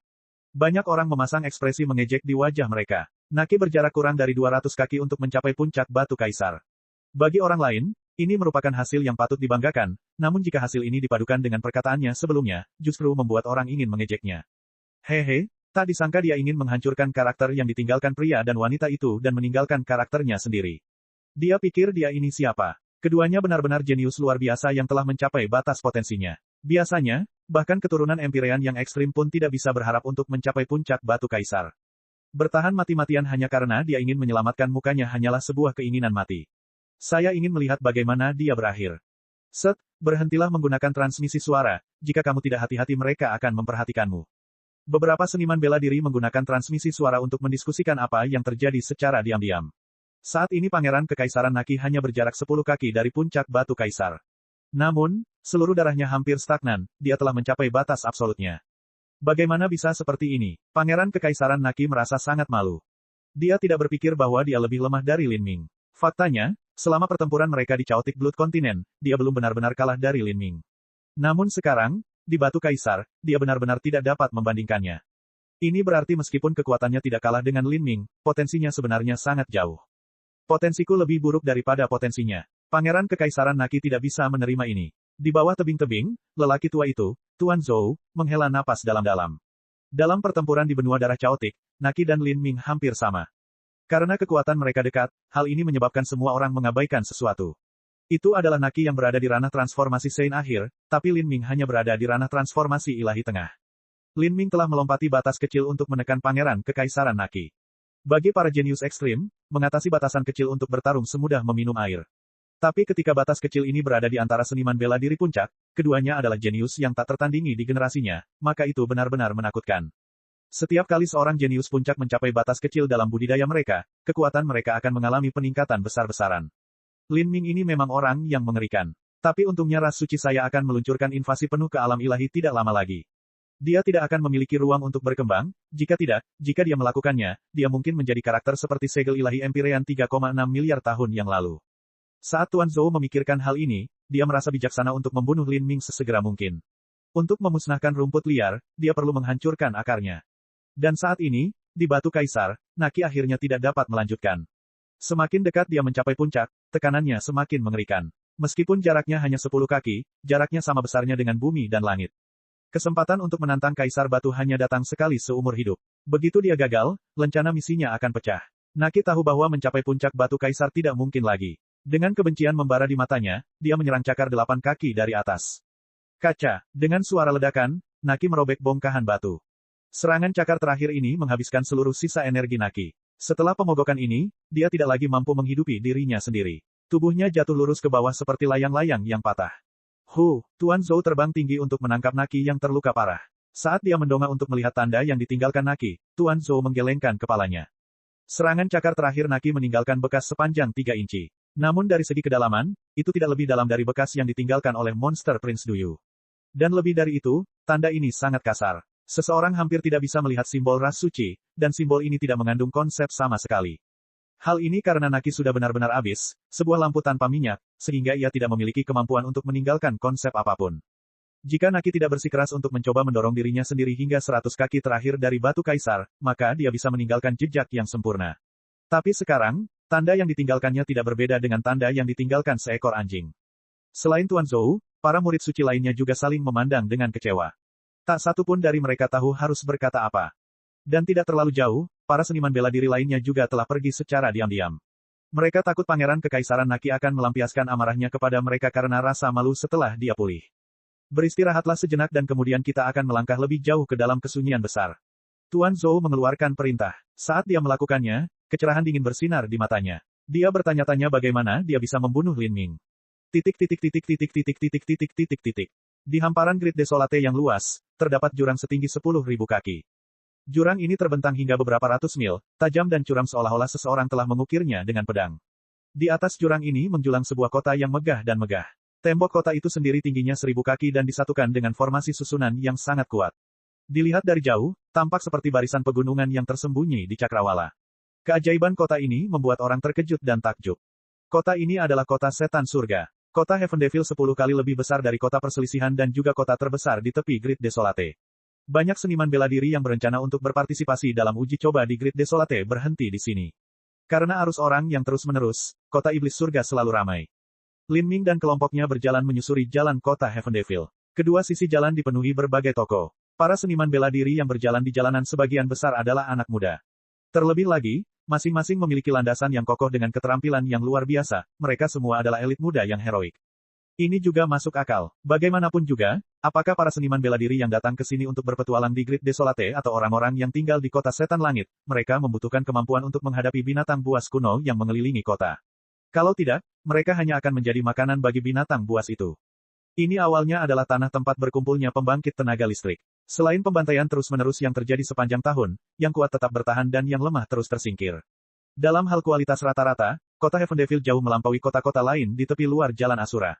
Xiao Moxian sangat ingin tahu saat dia berjalan ke kota. Ini adalah pemandangan yang belum pernah dia lihat sebelumnya di alam ilahi. Di alam ilahi, para master biasanya berkumpul di sekte besar dan tanah suci. Di kota-kota, biasanya hanya ada seniman bela diri tingkat rendah. Bagaimanapun, kota adalah tempat di mana seseorang tinggal, dan para master biasanya pergi ke sekte mereka untuk berkultivasi dalam pengasingan. Tapi Jalan Asura berbeda. Di sini, sebagian besar seniman bela diri datang untuk terlibat dalam pertarungan hidup atau mati dan memasuki uji coba peleburan yang menantang. Mereka yang mendirikan sekte untuk dibudidayakan justru merupakan minoritas. Guru, jika Anda ingin mencari informasi, Anda dapat pergi ke Rahasia Surga. Rahasia Surga adalah jaringan intelijen yang sangat terkenal yang beroperasi di tepi Jalan Asura. Selama Anda memiliki kekayaan yang cukup, Anda dapat mengetahui banyak berita rahasia. Rahasia Surga, tidak perlu terburu-buru. Informasi tentang peta di Batu Giok Kaisar tidak boleh ditanyakan secara langsung. Ini perlu diselidiki secara terpisah. Lin Ming sudah membuat rencananya. Dia akan membagi informasi Giok Kaisar menjadi selusin bagian dan perlahan menyelidikinya. Bab 1466, Lembah Kematian Tragis. Setelah Lin Ming tiba di kota Heaven Devil dia tidak segera menanyakan informasi tentang Batu Giok Kaisar. Sebaliknya, dia pergi ke benteng Dewa Hitam kota Heaven Devil untuk melihat misi di dalamnya. Setiap kota di Jalan Asura memiliki misi yang berbeda-beda. Setelah menyelesaikan misi ini, seseorang bisa mendapatkan rune Dewa sebagai hasilnya. Lin Ming telah mengalami efek menakjubkan dari rune Dewa tingkat tinggi. Dengan kesempatan untuk mendapatkan lebih banyak hal di depannya, dia secara alami tidak akan membiarkannya pergi. Kota Heaven Devil didirikan di wilayah yang luas. Dari titik di mana Lin Ming memasuki gerbang kota selatan, dia berada beberapa ratus mil jauhnya dari benteng Dewa Hitam, yang berada di dekat gerbang kota utara. Lin Ming tidak terbang beberapa ratus mil ini. Sebaliknya, dia berjalan sepanjang rute. Saat mereka melanjutkan perjalanan, Lin Ming menemukan bahwa semakin dekat dia mendekati gerbang utara, arsitekturnya menjadi semakin khusyuk dan mulia. Bahkan ada sedikit niat membunuh di sekelilingnya. Di gerbang selatan, kedua sisi jalan dipenuhi pertokoan dan ramai dengan banyak orang, itu hidup dan makmur. Namun di dekat gerbang utara, toko-toko, restoran, dan hotel semacam ini telah menghilang. Semua bangunan ini digantikan oleh benteng. Benteng-benteng ini dibangun dengan bebatuan berwarna abu-abu yang besar dan berat. Batuan ini ditutupi dengan bekas belang-belang berwarna merah tua, jelas tertinggal oleh senjata atau cakar. Lin Ming bahkan samar-samar bisa mencium aroma darah di sini, seolah-olah seluruh area ini adalah medan perang Asura. Semua bangunan ini dibangun dengan batu kapur surgawi dan menyatu dengan esensi besi baja gelap, membuatnya sangat kokoh. Meski begitu, batu ini dibuat sedemikian rupa seolah-olah dipukul terus-menerus dengan pedang dan pedang. Mungkinkah sering terjadi pertempuran di wilayah utara kota? Xiao Moxian bertanya dari samping Lin Ming, sedikit terkejut. Saat ini, Lin Ming sudah mendapatkan jawaban dari Soul White. Dia berkata, kota Heaven Devil menghadapi desolate besar yang tak ada habisnya dan ada banyak sekali binatang buas kuno yang menempati alam liar yang tak terbatas. Setiap beberapa tahun kemungkinan besar ada peristiwa di mana gelombang binatang buas mengepung kota. Kota di selatan menghadap tebing sehingga sisi utara adalah tempat medan perang. Saat Lin Ming menjelaskan semua ini, Xiao Moxian menatapnya dengan terkejut. Bagaimana kamu tahu itu? Lin Ming mengusap hidungnya, tidak menjelaskan. Di sampingnya, Pangeran Monster Duyu mendengus dengan jijik, dia adalah seniman bela diri asli Jalan Asura, jadi tidak ada gunanya dia mengetahui hal ini. Ini bukan sesuatu yang baru. Xiao Moxian terkekeh sekali sebelum tidak berbicara lebih jauh. Mereka bertiga segera tiba di benteng Dewa Hitam kota Heaven Devil. Sebelum mereka memasuki kota Heaven Devil, mereka telah mengubah penampilan mereka sekali lagi. Hal ini untuk mencegah orang-orang ambisius di Precipitous Cliff melacak mereka dan menyebabkan masalah lebih lanjut. Benteng Dewa Hitam di kota Heaven Devil beberapa kali lebih besar daripada yang ada di kota Perselisihan, dan para seniman bela diri di sini juga memiliki kaliber yang lebih tinggi. Di kota Perselisihan ada banyak seniman bela diri penghancur kehidupan. Tapi di sini, jarang sekali kita melihat seniman bela diri Laut Ilahi. Dan bahkan jika ada yang melihat mereka, mereka seringkali adalah staf benteng Dewa Hitam yang merupakan milik rakyat jelata di kota Setan Langit. Mereka yang memiliki keberanian untuk berpetualang jauh ke dalam Great Desolate sebagian besar adalah Dewa Ilahi atau lebih tinggi. Lin Ming melangkah ke Dewan Misi. Papan misi ini sama dengan yang ada di kota Perselisihan. Berbagai misi dicantumkan bersama dengan label harga. Jika seseorang memiliki rune energi asal, mereka dapat menukarnya dengan lencana misi. Namun, yang mengejutkan Lin Ming adalah ada dua misi tingkat jiwa biru yang langka, dan kedua misi ini hanya membutuhkan sejumlah kecil rune energi asal untuk dibeli. Selain itu, meskipun mereka sudah lama berada di papan misi, hanya sedikit orang yang bertanya tentang mereka. Aneh sekali. Apakah misi ini sangat sulit? Lin Ming menelusuri dagunya. Dia membaca isi dari dua lencana misi. Misi tingkat jiwa biru langka yang pertama adalah memasuki God Burying Ridge dan mendapatkan batu penguburan dewa. Pada saat itu, batu penguburan dewa akan menyatu dengan lencana misi dan sebagai hasilnya, seseorang dapat memperoleh rune dewa. Misi kedua adalah memburu 3.600 binatang buas tingkat tinggi dalam waktu 3 tahun. Lencana misi akan menyerap energi monster dari binatang buas ini. Setelah membunuh mereka sepenuhnya, seseorang juga akan menerima dewa rune sebagai hadiah. Jika lebih dari 3 tahun berlalu maka misinya akan gagal. Kesulitan misi kedua mudah dimengerti. Binatang buas tingkat tinggi jauh lebih kuat daripada seniman bela diri Laut Ilahi biasa, dan membunuh 3.600 binatang buas dalam 3 tahun berarti membunuh setidaknya 3 dari mereka setiap hari. Ada banyak seniman bela diri Laut Ilahi tingkat menengah dan akhir yang datang untuk bertualang di kota setan surga, dan bagi mereka misi ini hampir mustahil untuk diselesaikan. Adapun misi pertama, yaitu memasuki punggung bukit penguburan dewa dan mendapatkan batu penguburan dewa. Kesulitan dan misteri misi ini secara alami terletak di God Burying Ridge. Tempat macam apa itu? Melapor kepada guru, pelayan tua ini hanya sedikit mendengar tentang God Burying Ridge sebelumnya. Namun, saya tidak terlalu yakin dengan detailnya. Meski Soul White sudah lama tinggal di Jalan Asura, bukan berarti dia tahu segalanya. Desolate besar mengandung banyak rahasia, dan kekuatan Soul White awalnya terlalu lemah untuk bertualang di kota Heaven Devil, jadi dia tidak tahu banyak tentang area ini. God Burying Ridge sepertinya akan sangat menyenangkan untuk dikunjungi. Xiao Moxian adalah seorang gadis muda yang tidak takut pada langit atau bumi sama sekali. Semakin misterius dan seram suatu tempat, semakin membangkitkan minatnya. Adapun Monster Prince Duyu, dia memiliki kulit yang sangat jelek. Tempat seperti ini jelas sangat berbahaya. Jika dia terburu-buru pergi ke sana bersama Lin Ming dan Xiao Moxian maka dia akan kehilangan nyawanya jika dia tidak hati-hati.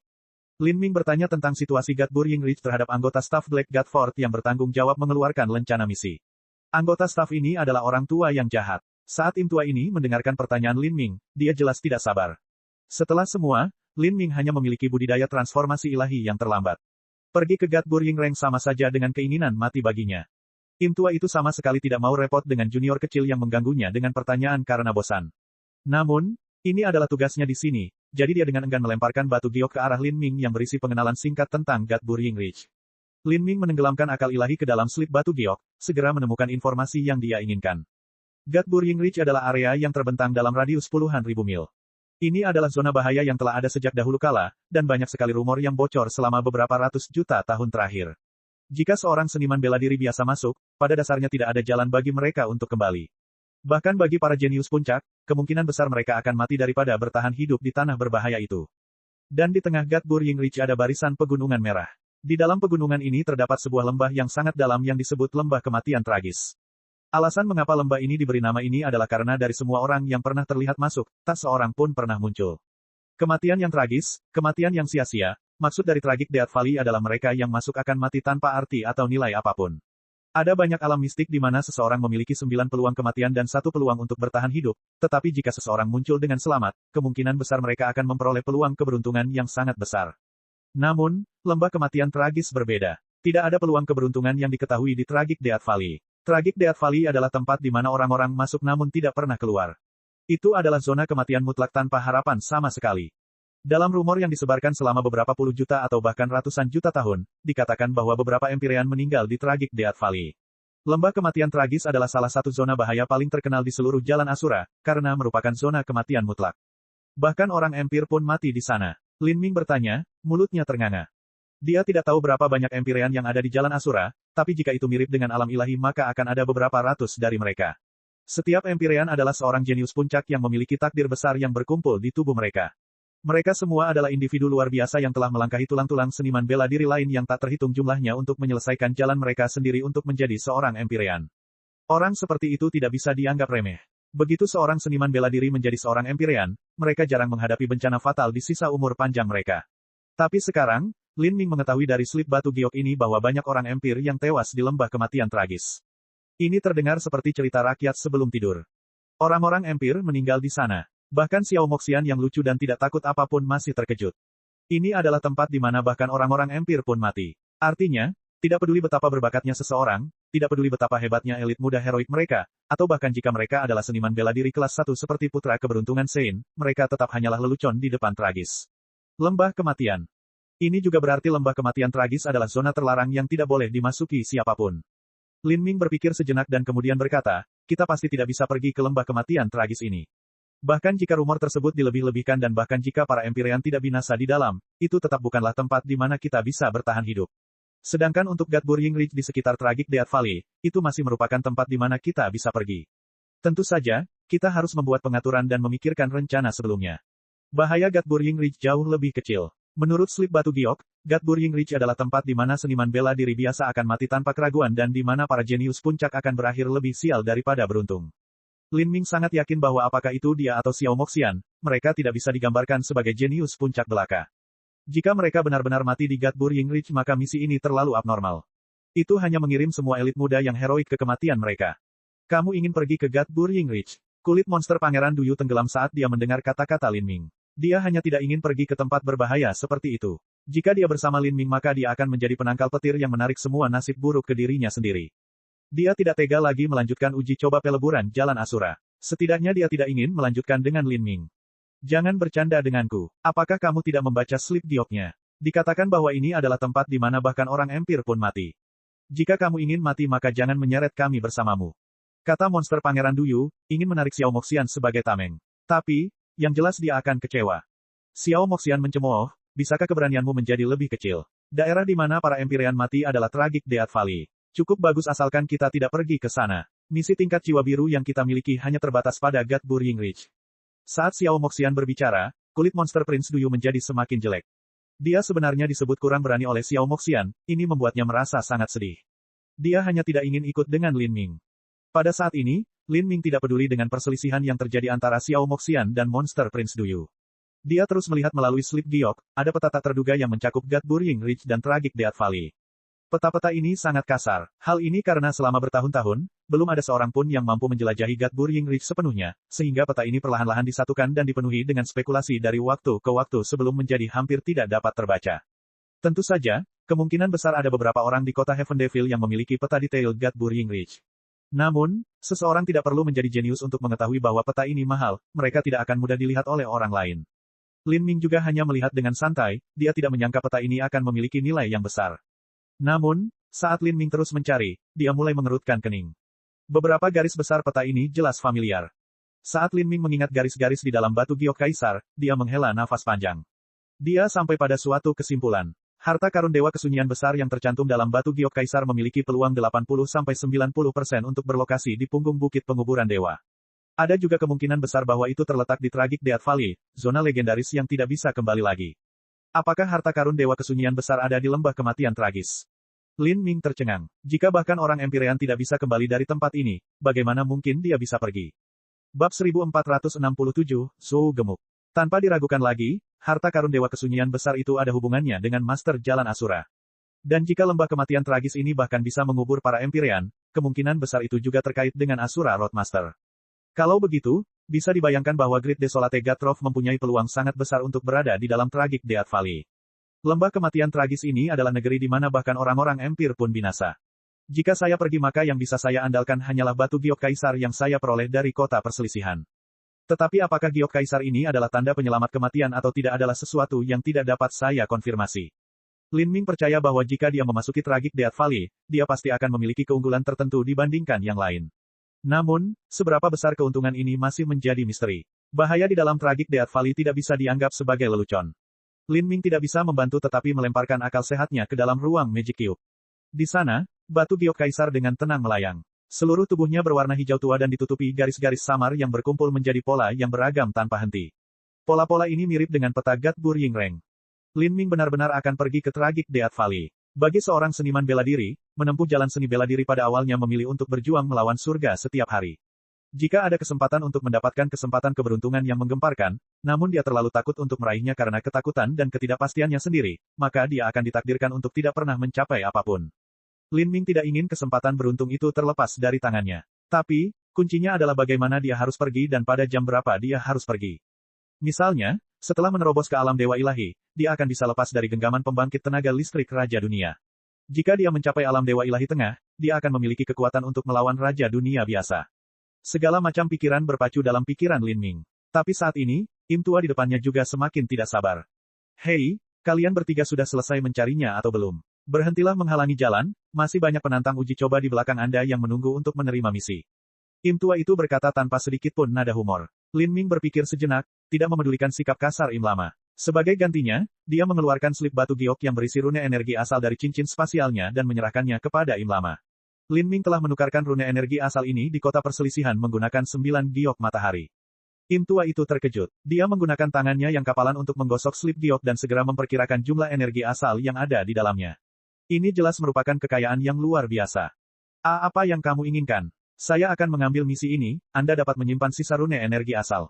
Saya hanya ingin Anda menjawab sesuatu untuk saya. Apa yang harus saya perhatikan jika saya ingin pergi ke Gatbur Yingrich? Saat Lin Ming berbicara, Im lama itu menyala sambil tersenyum.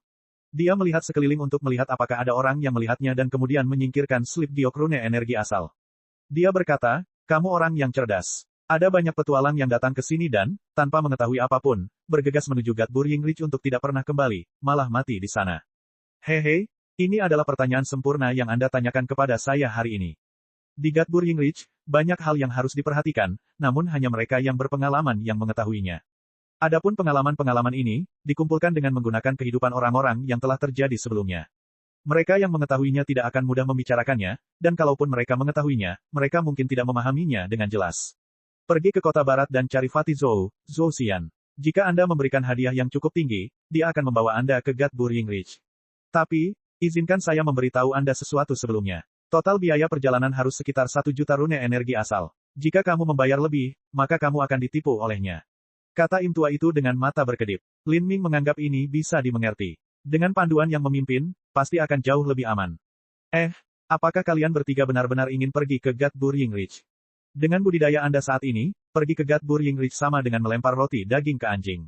Kamu tidak akan kembali sama sekali. Im tua itu memperingatkan saat dia melihat Lin Ming dan yang lainnya hendak pergi.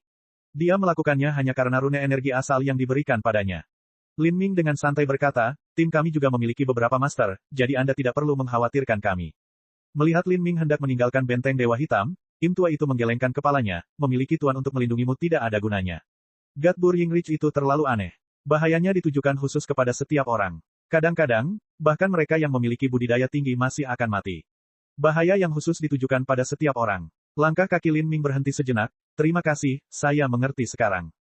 Kemudian, dia meninggalkan benteng Dewa Hitam bersama Xiao Moxian. Saat Im tua melihat punggung Lin Ming yang memudar, dia menggelengkan kepalanya. Dia tahu bahwa anak-anak muda seperti mereka tidak akan mendengarkan nasihatnya. Tahun ini, bagaimana bisa ada begitu banyak orang yang menyerahkan diri mereka pada kematian? Im tua itu mengoceh pada dirinya sendiri. Tapi saat ini, Lin Ming dan yang lainnya telah meninggalkan benteng Dewa Hitam. Mereka berencana pergi ke kota barat dan mencari Zhou Xian ini. Kamu yakin ingin pergi? Setelah Monster Prince Duyu meninggalkan benteng Dewa Hitam, dia tidak melanjutkan perjalanannya. Sebaliknya, Matanya yang suram menatap Xiao Moxian. Saudari junior magang, apakah kamu benar-benar ingin pergi ke God Burying Ridge bersama seseorang yang tidak dikenal? Itu adalah tempat yang sangat berbahaya jadi kamu harus takut kalau orang lain akan menyakitimu. Tahukah kamu bahwa kamu mempunyai? Saat monster Pangeran Duyu berbicara di sini, dia tiba-tiba berhenti. Matanya yang penuh kebencian beralih ke Lin Ming, dipenuhi dengan niat membunuh. Dia hanya tidak menggunakan transmisi suara esensi sejati untuk berbicara saat itu, dan dengan jelas berbicara di depan Lin Ming. Jelas bahwa dia akhirnya muak dengan Lin Ming. Lin Ming tahu apa kata-kata terakhir monster Prince Duyu. Dia mengacu pada garis keturunan Phoenix-nya. Dia memiliki daging dan darah dewa binatang yang sejati. Di masa lalu, di dalam klan Phoenix kuno, setetes esensi darah Phoenix sangatlah berharga. Dari sini saja, orang bisa melihat betapa berharganya tubuh Xiao Moxian. Jika seseorang dengan pikiran jahat menangkapnya, mereka dapat memanfaatkannya. Apakah itu menggunakan tubuhnya untuk berkultivasi, atau menggunakannya untuk alkimia, seseorang dapat memperoleh manfaat yang tak ternilai harganya. Bagaimana bisa seorang pria begitu cerewet? Jika Anda tidak ingin pergi maka Anda dapat tinggal di kota dan menunggu kami kembali. Apa yang paling membuat Xiao Moxian tidak tahan adalah orang lain yang terus-menerus mendesaknya agar berubah pikiran. Selama perjalanan melalui jalan Asura ini, monster Pangeran Duyu telah melakukannya berulang kali. Dia sudah muak dan bosan padanya. Mendengar kata-kata Xiao Moxian, Pangeran Monster Duyu marah sampai muntah darah, tapi dia tidak punya cara untuk mengubah pikirannya. Dia terus menatap Lin Ming. Jika penampilan bisa membunuh, Lin Ming pasti sudah mati 100 kali. Monster Pangeran Duyu mengertakkan gigi dan akhirnya memutuskan untuk mengikuti mereka. Luka si biru tua belum sepenuhnya sembuh, dan bahkan jika dia ingin pulih, dia masih perlu membatalkan tanda pelacakan pada dirinya. Untuk sementara waktu, dia tidak dapat diandalkan untuk memberikan bantuan apapun. Jika dia kehilangan Xiao Moxian dan mengembalikan dirinya sendiri, tidak mungkin dia bisa menjelaskan apa yang terjadi. Selain itu, dia khawatir membiarkan Lin Ming dan Xiao Moxian pergi bersama. Jika terjadi sesuatu di antara mereka berdua, dia akan menyesalinya seumur hidupnya. Saya mungkin tidak akan mengalami kecelakaan jika pergi ke God Burying Ridge. Mungkin ada peluang keberuntungan bagi saya juga. Monster Pangeran Duyu berpikir sambil menghibur dirinya sendiri. Dia mengikuti di belakang Lin Ming dan Xiao Moxian, akhirnya tiba di kota barat. Setelah melakukan beberapa pertanyaan, mereka menemukan apa yang diceritakan oleh Zhou Xian, si im tua, kepada mereka. Zhou Xian tinggal di gedung 3 lantai. Bangunan ini dibentuk dengan formasi susunan yang mahal, dan taman belakangnya ditanami segala jenis bunga roh. Tampak indah dan halus, seolah musim semi bermekaran di sini sepanjang tahun. Zhou Xian ini cukup kaya. Lin Ming berpikir sendiri. Di kota Heaven Devil, nilai tanah cukup tinggi untuk disita. Dulu di kota perselisihan, harga sebuah rumah sudah cukup untuk menyebabkan tokoh dikdaya dewa ilahi biasa merasa tidak berdaya dan putus asa, namun di kota iblis surga, harga tanah beberapa kali lebih mahal. Jika Zhou Xian ini bisa tinggal di rumah yang relatif besar di kota setan surga, ini membuktikan bahwa dia memiliki beberapa keterampilan. Sepertinya Zhou Xian ini cukup bisa diandalkan. Jika dia bisa mengumpulkan kekayaan sebanyak itu, kemungkinan besar itu terkait dengan God Burying Ridge. Jika dia benar-benar akrab dengan situasi di sekitar God Burying Ridge, apakah itu sebagai panduan, atau berburu harta karun sendiri, dia mungkin bisa menghasilkan banyak uang dengan melakukan hal itu. Lin Ming memasuki gedung kecil. Saat dia melakukannya, formasi susunan segera muncul, menghalangi dia. Bagi Lin Ming, formasi susunan ini bukanlah apa-apa. Namun, dia masih berdiri dengan sopan santun dan ketenangan di luar formasi susunan, menunggu tuan rumah keluar. Segera, seorang pria gemuk berjubah biru muncul di pintu masuk. Orang ini setengah kepala lebih pendek dari Lin Ming dan seluruh tubuhnya montok, penuh dengan kesehatan dan vitalitas. Dagunya disatukan dan kedua matanya yang kecil dan cerah menatap Lin Ming dan yang lainnya, dipenuhi dengan kebahagiaan. Apakah kamu di sini untuk membicarakan bisnis? Kami ingin pergi ke God Burying Ridge. Lin Ming langsung ke pokok permasalahan. Punggung bukit penguburan dewa. Bagus. Tampaknya kalian, anak-anak kecil, menjadi semakin berani. 3 pemuda transformasi ilahi ingin pergi ke God Burying Ridge. Baiklah. Izinkan saya memberitahu Anda sebelumnya bahwa saya hanya akan memandu Anda ke sana. Hidup atau matimu ada di tanganmu sendiri. Saya mengerti. Meskipun Lin Ming memiliki peta kasar, dia masih tidak tahu rute mana yang paling aman untuk memasuki God Burying Ridge. Setiap orang akan mendapat 2 juta rune energi asal. Jika kalian bertiga pergi, maka saya akan memberi Anda diskon dan menagih Anda 5 juta. Fatih Zhou mengulurkan telapak tangannya dan menunjukkan 5 jari yang tebal dan pendek. 3 juta, tidak lebih, tidak kurang. Jawab Lin Ming. Meskipun dia tidak peduli dengan tambahan 2 juta rune energi asal, dia tidak ingin menunjukkan kebodohan, jika tidak, orang lain akan memperlakukannya sebagai orang bodoh. Pada saat itu, mereka mungkin mencoba dengan sengaja mengelabui dia dan membawanya ke situasi berbahaya. Haha, sepertinya kamu sudah mempertimbangkan harganya sebelumnya. Setelah diekspos oleh Lin Ming, Fatih Zhou tertawa, tidak malu sama sekali. Kesepakatan. Bab 1468, Pertemuan di Gerbang. Orang-orang ini juga akan pergi ke God Burying Ridge. Sehari kemudian, Lin Ming dipimpin oleh Fatih Zhou ke rumahnya di mana ada 7 atau 8 seniman bela diri menunggu. Orang-orang ini sebagian besar masih muda, tetapi 2 di antaranya berusia parubaya. Dari orang-orang ini, 3 dari mereka menarik perhatian Lin Ming, 2 pria dan 1 wanita. Wanita itu memiliki mata yang sangat cerah dan dia berdiri sangat tinggi. Bahkan jika dibandingkan dengan Lin Ming dia hanya sedikit lebih pendek. Pahanya bulat dan penuh dengan kekuatan yang kuat. Dia mengenakan jaket kulit pendek yang memperlihatkan perutnya yang rata dan dadanya yang besar hampir meledak. Kulitnya pucat dan secerah matanya, dan di punggungnya dia membawa sekotak lembing dan diikatkan di pahanya yang indah dan kuat adalah belati yang tajam. Lembing, Lin Ming terkejut. Ini adalah jenis senjata yang sangat aneh dan langka. Biasanya, seorang seniman bela diri akan dengan hati-hati membuat satu senjata, bukan satu set senjata. Wanita ini memiliki budidaya dewa ilahi awal. Dan di samping wanita ini ada seorang pria di alam dewa ilahi tengah. Dia sepertinya adalah pendamping wanita ini. Dia bertubuh besar dengan jubah besar disampirkan di bahunya. Pedang hitam yang berat tergantung di punggungnya. Pedang berat ini lebih tinggi dari manusia dewasa dan selebar setengah pintu. Kelihatannya sangat berat. Setelah pedang berat ini ditebas, kekuatan di baliknya bisa dibayangkan. Selain itu, yang paling mengejutkan Lin Ming adalah pria dan wanita ini memiliki tubuh yang sangat kuat, samar-samar memancarkan atmosfer esensi astral. Seniman bela diri ini memiliki tubuh dan energi ganda yang dikultivasikan, dan Lin Ming bahkan bisa merasakan aura samar namun familiar dari mereka. Ini adalah garis keturunan ras naga. Lin Ming sedikit kagum. Jika garis keturunan dewa binatang tidak berasal dari sumber yang sama maka akan sangat sulit untuk dirasakan. Sebelumnya, Lin Ming telah menelan tulang Azure Dragon, sekarang dia bisa merasakan resonansi samar dengan pria dan wanita di depannya, membuatnya terkejut. Pria dan wanita ini tampaknya adalah pemilik garis keturunan ras naga, mereka pasti jenius dari ras monster di suatu alam semesta.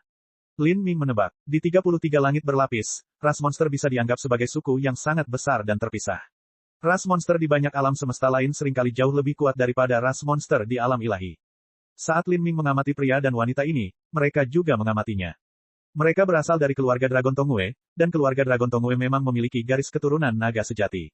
Garis keturunan semacam ini diwarisi di dalam tulang mereka. Bahkan setelah beberapa generasi, garis keturunan mereka tetap tidak berkurang. Tentu saja, jika dibandingkan dengan seorang jenius yang mengerikan seperti Xiao Moxian yang ibunya adalah dewa binatang sejati, mereka jauh dari mampu menandinginya. Pria itu juga memiliki aura darah naga di dalam dirinya. Kata wanita berarmor kulit dengan transmisi suara esensi sejati. Itu adalah darah Azure Dragon. Dia seharusnya juga memperhatikan kita, namun kemurnian garis keturunan Azure Dragon orang ini terbatas. Dia seharusnya mendapat kesempatan beruntung dan berhasil mentransplantasikannya setelah melahirkan. Garis keturunan seperti ini tidak bisa dibandingkan dengan kita.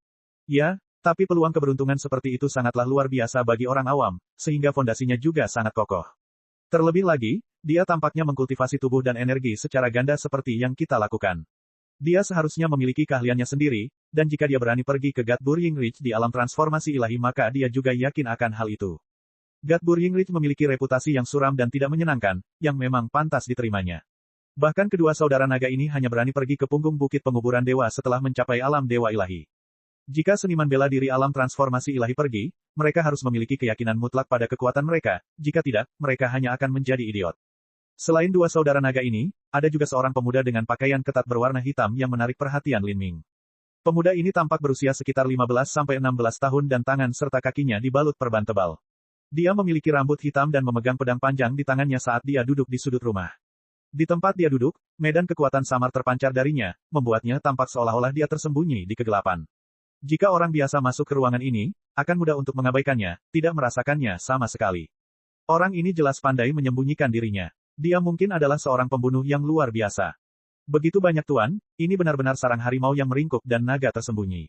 Lin Ming diam-diam menilai, seniman bela diri yang datang ke Great Desolate semuanya adalah individu yang luar biasa, dan mereka yang berani mengambil misi di God Burying Ridge adalah yang paling menakjubkan di antara mereka semua. Apakah ketiga anak kecil ini juga bergabung? Dari sudut ruangan, sebuah suara tiba-tiba terdengar. Yang berbicara adalah seorang pria parubaya berjubah sutra. Matanya berbentuk segitiga dan alisnya menggantung ke bawah. Tampaknya dia adalah karakter yang sangat kuat dan berani. Orang ini memiliki setengah langkah budidaya Holy Lord. Selain Fatih Zhou, dia memiliki budidaya tertinggi di sini. Namun, di mata Lin Ming, kekuatannya hanya biasa saja. Dia tidak muda lagi. Dibandingkan dengan saudara naga, dia jauh lebih rendah. Itu benar. Apakah kamu khawatir seseorang akan menyeretmu ke bawah? Fatih Zhou tersenyum ketika dia berbicara, matanya melengkung menjadi 2 bulan sabit kecil. Pria parubaya itu mendengus. Meskipun dia tidak menyatakan maksudnya, itu sudah jelas. Lin Ming tidak menanggapi sama sekali, tapi Xiao Moxian tidak mau membiarkan penghinaan ini berlalu. Hei mata segitiga, menurutmu kamu sedang berbicara dengan siapa? Mungkin kamulah yang akan menahan semua orang.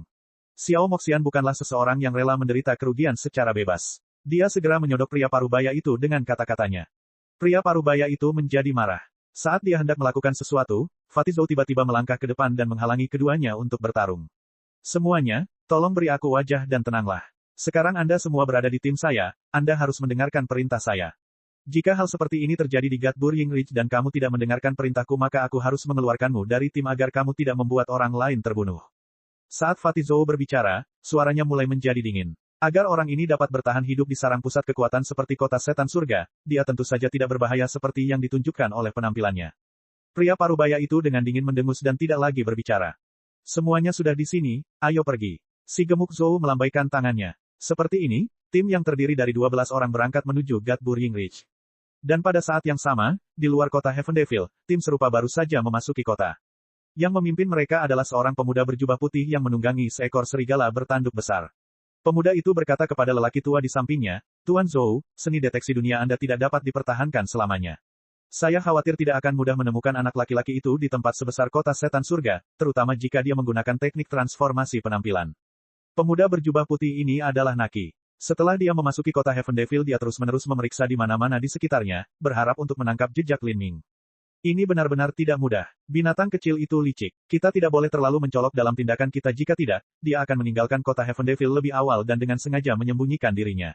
Saya yakin ketika saya menemukan aromanya, saya akan dapat melihat melalui penyamaran binatang kecil itu, tidak peduli apapun yang dia coba.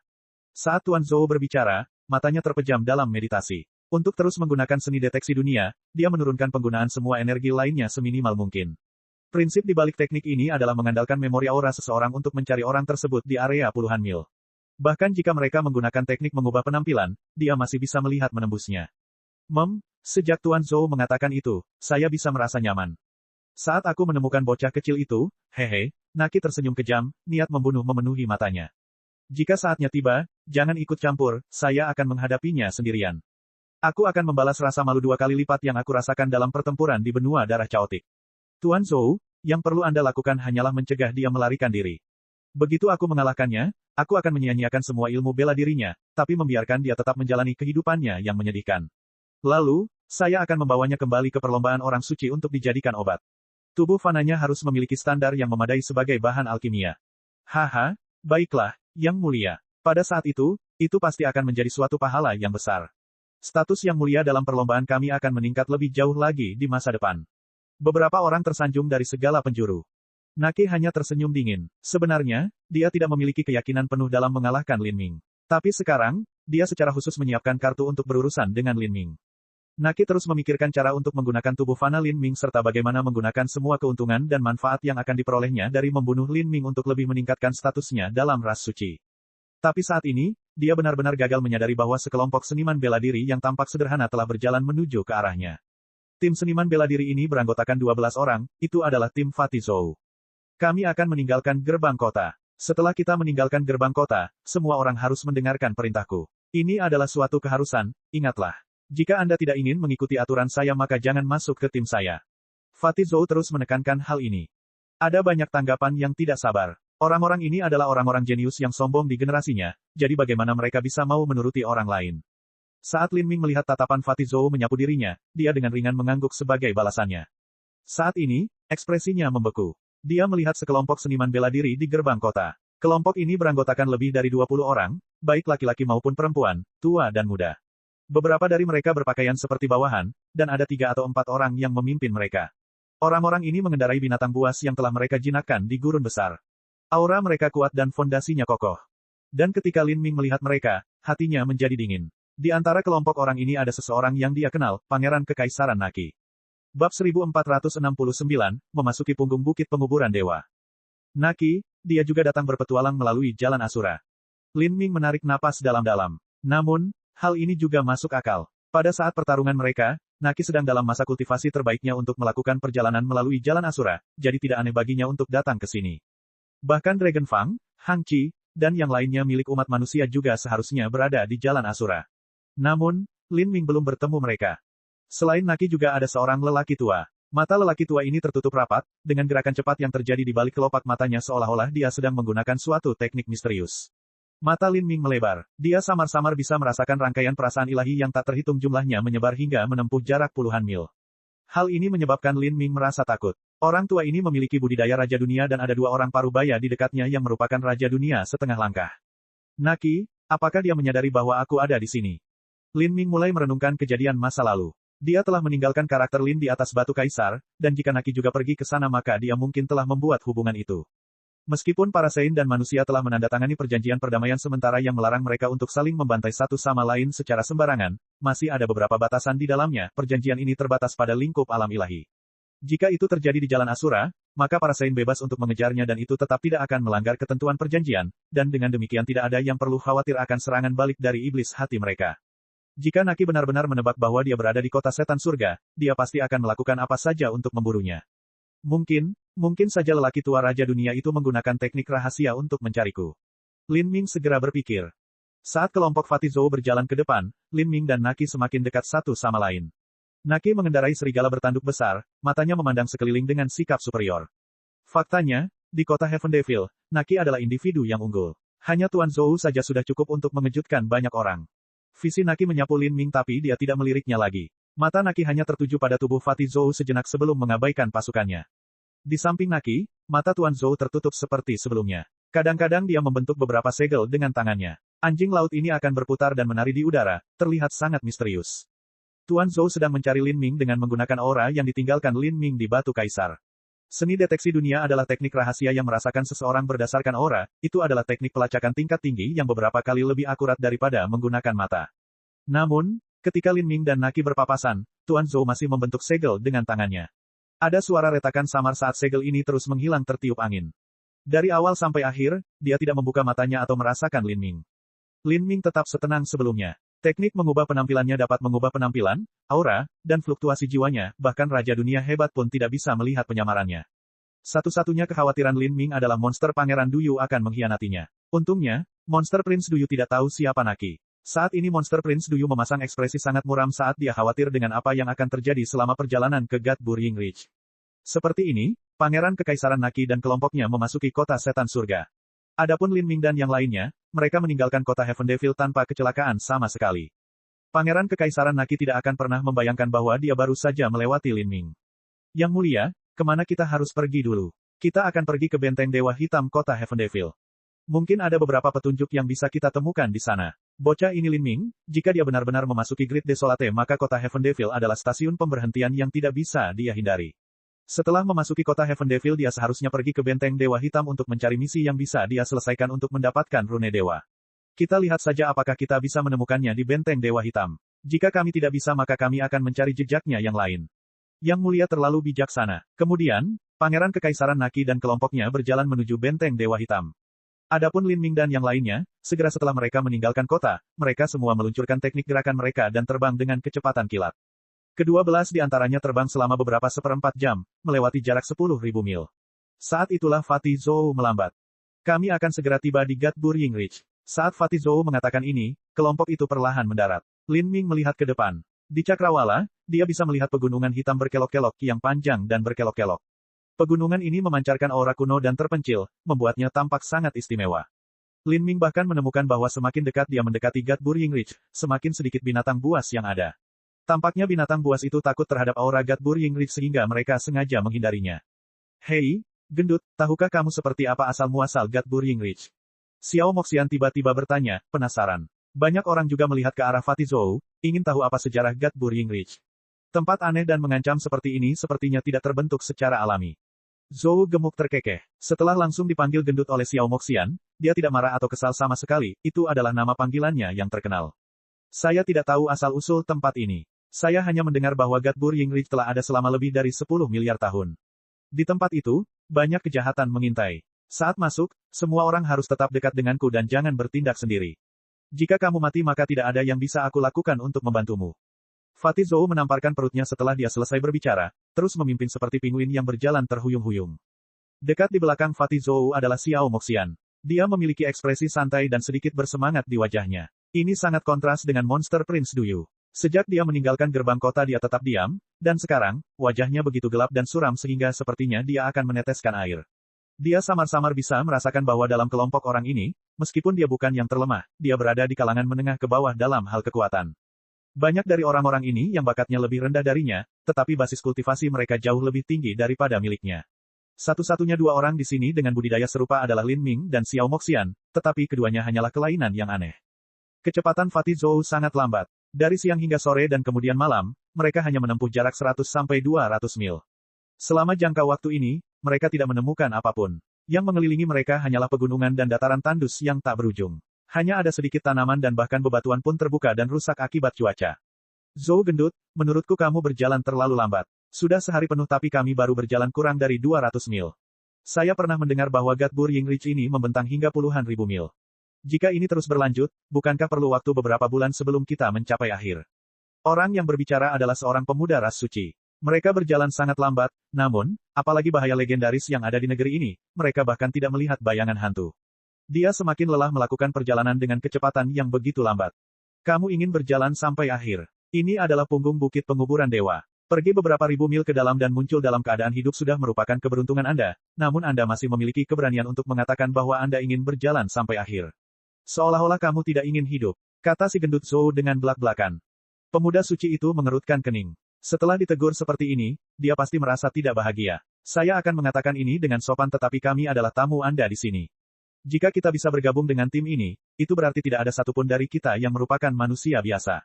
Bahkan ketiga seniman bela diri transformasi ilahi itu mungkin memiliki latar belakang yang luar biasa. Saya tidak berpikir Anda mampu menyinggung perasaan orang seperti mereka sekalipun. Hei, siapa yang kamu bicarakan? Xiao Moxian dengan sedih berkata setelah diklasifikasikan sebagai salah satu dari tiga seniman bela diri transformasi ilahi. Saat ini, karena teknik perubahan penampilan yang dia gunakan, Xiao Moxian tidak terlihat lucu atau murni sama sekali. Pemuda suci itu tidak mempercayai tindakannya. Dia hanya mendengus, tidak berbicara lagi. Saat kelompok itu terus maju, Fatih Zhou tampaknya dengan sengaja menentang keluhan orang suci muda itu. Bukan saja dia tidak meningkatkan kecepatannya tetapi dia bahkan melambat. Dalam 20 jam sebelumnya mereka hampir melintasi 200 mil. Namun dalam 8-10 jam berikutnya, meskipun Fatih Zhou memimpin mereka hingga fajar, mereka hanya berhasil menyeberang sejauh 40-50 mil. Kecepatannya bahkan lebih lambat dari manusia. Terlebih lagi, dia sering memimpin kelompoknya dalam bentuk busur melengkung yang besar. Busur ini sering kali memakan waktu 2 kali lipat waktu berjalan dalam garis lurus. Bagi seorang seniman bela diri, jarak ini hanya membutuhkan sekejap mata, namun di bawah kepemimpinan Fatih Zhou, semua orang dengan lamban bergerak di jalur tersebut seperti siput. Hal ini menyebabkan banyak orang merasa murung. Zhou gendut, mengapa kamu memimpin kami di banyak lingkaran? Jika kita terus seperti ini kita tidak akan dapat menemukan batu penguburan dewa bahkan di tahun depan. Pemuda suci yang sebelumnya mengeluh menjadi semakin tidak sabar. Kecepatan lambat ini terlalu keterlaluan, dan dia selalu merasa bahwa Zhou gemuk ini sedang mempermainkan mereka. Meskipun jelas tidak ada bahaya, dia masih berjalan berputar-putar di sekitar area acak. Siapa yang tahu apakah jalur melingkar ini diperlukan atau tidak? Seolah-olah Fatih Zhou ingin menunjukkan perasaan istimewanya terhadap area yang ada dan dengan sengaja memimpin mereka melewati jalan memutar yang panjang. Pemuda suci ini bahkan mulai curiga bahwa Fatih Zhou adalah seorang penipu, bahwa ia bekerja sama dengan staf benteng Dewa Hitam untuk mengelabui uang dari para penantang persidangan. Sebenarnya, Zhou gemuk ini hanyalah seorang pemandu tidak masuk akal yang tidak tahu apa-apa. Saya memimpin Anda berputar-putar untuk menghindari beberapa kemungkinan zona bahaya. Meski tidak bisa dikatakan pasti ada bahaya, namun kemungkinan bahaya di tempat tersebut jauh lebih tinggi dari biasanya. Lebih baik aman daripada menyesal. Bergerak sedikit lebih lambat jauh lebih baik daripada kehilangan nyawamu. Fatih Zhou dengan sabar menjelaskan. Namun, pemuda suci itu tidak mempercayai hal ini sama sekali. Hanya kamu yang mengatakan bahwa ada bahaya. Bagaimana kita mengetahui apakah zona bahaya tersebut benar-benar zona bahaya? Kita sudah sampai sejauh ini namun belum ada ancaman sama sekali. Saat pemuda suci itu berbicara, raut wajah Fatih Zhou menjadi gelap. Suaranya sedingin es ketika dia menjawab, begitu bahaya dari Gatbur Ying Ridge muncul, mereka akan sering merenggut nyawamu. Jika kamu ingin mengutuk dirimu sendiri sampai mati maka tidak apa-apa, tapi jangan membawa kesialanmu ke rumah kami. Kata-kata Fatih Zhou mengandung niat membunuh yang samar. Pemuda suci itu mengerutkan keningnya namun tidak berbicara lebih jauh. Jika kamu tidak percaya padaku maka kamu tidak perlu mengikutiku sama sekali. Kamu bisa menempuh jalanmu sendiri. Fatih Zhou dengan dingin membuang kata-kata ini sebelum melanjutkan ke depan. Langkahnya tetap lambat seperti sebelumnya dan sesekali dia terus berjalan berputar-putar. Lin Ming mengikuti di belakang Fatih Zhou, menggosok dagunya. Dia juga berpikir bahwa Fatih Zhou mungkin bekerja sama dengan anggota staf lama dari Benteng Dewa Hitam, tetapi hanya dengan merasakan aura dari Fatih Zhou, dia bisa merasakan orang ini sama sekali tidak sederhana. Singkatnya, dia lebih suka percaya pada kredibilitas Fatih Zhou. Bahkan jika Fatih Zhou menipu mereka, dia masih memiliki pemahaman tertentu tentang God Burying Ridge, jika tidak, dia akan mati di God Burying Ridge jauh sebelum dia bisa menipu orang beberapa kali. Pemuda suci yang mengeluh itu meringis, ekspresinya berubah beberapa kali. Pada akhirnya, dia tidak pergi sendiri dan terus mengikuti Fatih Zhou dengan langkah lambat. Rumor tentang God Burying Ridge terlalu ganas dan terlalu berbahaya. Sekalipun Zhou gemuk ini adalah penipu misterius yang memperlakukan mereka semua sebagai orang bodoh, setidaknya mereka semua masih aman sampai sekarang. Bab 1470, Kematian Aneh. Dari siang hingga tengah malam, dari tengah malam hingga tengah hari, langit di atas punggung bukit penguburan dewa tampak selamanya tertutup kabut tipis, tanpa seberkas sinar matahari pun berhasil menembusnya. Di sini, bebatuan kuno berwarna hijau tua berserakan di daratan. Batu-batu ini telah mengalami sungai selama bertahun-tahun tanpa akhir, seolah-olah lanskap God Burying Ridge tidak pernah berubah selama beberapa miliar tahun terakhir. Kelompok yang terdiri dari 12 orang telah menembus kedalaman 300 sampai 400 mil ke dalam God Burying Ridge. Lalu, sesuatu akhirnya terjadi. Fatih Zhou yang lambat dan mantap tiba-tiba melompat seperti anjing yang mengejar kelinci. Kecepatannya meningkat hingga kecepatan luar biasa dan bahkan tanah di bawahnya berguncang, menyebabkan semua orang terkejut. Lin Ming secara refleks melompat mundur. Tangan kanannya menelusuri cincin spasialnya dan tombak darah Phoenix muncul. Semua ini terjadi dalam sekejap mata. Selain Lin Ming, Xiao Moxian tidak lebih lambat. Garis keturunannya mulai bergolak di dalam dirinya saat dia menggenggam cambuknya, siap berubah menjadi Phoenix True Form miliknya kapan saja. Reaksi pertama Lin Ming adalah bahwa Fatih Zhou tiba-tiba menghadapi bahaya dan dia memutuskan untuk melarikan diri dan meninggalkan mereka. Namun, yang mengejutkan Lin Ming adalah meskipun semua ini telah terjadi, lingkungan sekitar masih sepi. Angin bertiup dengan kecepatan rendah dan bebatuan gunung tetap suram dan tandus seperti sebelumnya, seolah-olah tidak terjadi apa-apa. Sedangkan untuk Fatih Zhou, setelah melompat beberapa ratus kaki dia tiba-tiba berhenti. Tangan kanannya terulur seperti anak panah dan terdengar suara tamparan ringan seolah-olah dia telah menabrak sesuatu. Kemudian, Fatih Zhou membungkuk dan mengambil sesuatu. Saat dia melakukannya, tubuhnya yang bulat dan gemuk tampak seolah-olah menyulitkannya untuk mencoba membungkuk. Setelah itu, Fatih Zhou berjalan kembali, wajahnya memerah karena sehat. Dia memegang rumput roh merah di tangannya. Saat dia membalikkan telapak tangannya, rumput roh ini diterima ke dalam cincin spasialnya. Haha, beruntung, beruntung. Saya sebenarnya berhasil mengambil anggrek yang meneteskan darah, saya bisa menukarkannya dengan cukup banyak uang atau saya bahkan bisa mengolahnya menjadi pil. Itu tidak buruk juga. Anggrek yang meneteskan darah ini akan mencoba menyelam ke dalam tanah dan melarikan diri, jadi jika Anda tidak cukup cepat, ia akan berhasil melarikan diri. Kata Fatih Zhou dengan santai. Tapi saat dia berbicara, apalagi pemuda suci yang telah mengeluh selama ini, bahkan Lin Ming pun merasa tidak enak badan. Orang ini, bisakah dia diandalkan? Bukan masalah baginya untuk memetik rumput roh. Lagi pula, di alam mistik seperti ini, siapapun yang menemukan harta karun itu adalah pemiliknya. Namun sebelum ini, setiap langkah yang diambil Fatih Zhou dilakukan dengan hati-hati dan sepelan siput. Dia bahkan mengatakan lebih baik aman daripada menyesal, dan bertindak terlalu cepat dapat dengan mudah menyebabkan kematian. Tapi, saat dia menemukan rumput roh tadi, dia dengan senang hati melompat ke depan bahkan lebih cepat dari kelinci, melintasi ratusan kaki dalam sekejap tanpa masalah sama sekali. Apakah kamu sedang bermain-main dengan kami? Pemuda suci itu berteriak dengan marah. Fatih Zhou menyeringai, segera menjawab, jika kamu tidak percaya padaku, kamu bisa pergi sendiri. Tidak ada yang memintamu untuk mengikutiku. Faktanya, secara pribadi saya lebih suka orang seperti Anda pergi lebih awal sehingga Anda tidak menyeret kami ke pusaran kesialan Anda. Apa katamu? Pemuda suci itu hampir menyerang, tetapi kali ini beberapa orang membujuknya untuk tenang. Pertimbangkan ini. Jangan bertengkar di sini. Sekarang kita sudah setengah jalan, tidak mungkin kamu bisa pergi sendiri. Sebaliknya, pergi ke suatu tempat sendirian akan sangat berbahaya. Tidak peduli apakah kita ditipu atau tidak, akan jauh lebih aman jika kita semua bersama-sama. Orang yang berbicara adalah kakak dari saudara naga. Agar tidak menyinggung Fatih Zhou, dia menggunakan transmisi suara esensi sejati. Pemuda suci itu dengan dingin mendengus, menahan amarahnya. Zhou Xian, aku akan mengingat namamu. Melakukan apapun yang Anda inginkan. Ada banyak orang yang sudah mengingat namaku, jadi siapa peduli jika kamu juga mengingatnya. Fatih Zhou bersenandung sambil terus memimpin. Kedua belas orang itu terus maju ke depan. Fatih Zhou masih tetap lambat seperti sebelumnya, seolah-olah dia sedang menantang keuntungan dari pemuda suci itu. Namun kali ini, lebih sedikit orang yang mengeluh. Saat ini, banyak dari mereka yang menyebarkan akal sehatnya, berpikir untuk menemukan beberapa tanaman obat yang berharga di God Burying Ridge. Anggrek yang meneteskan darah yang baru saja diambil oleh Fatih Zhou cukup berharga. Meski orang-orang ini berasal dari latar belakang yang baik, mereka tetap tergoda. Jika mereka berhasil mengambil beberapa material surgawi, maka itu masih merupakan peluang keberuntungan bahkan jika mereka tidak menemukan dewa yang mengubur batu.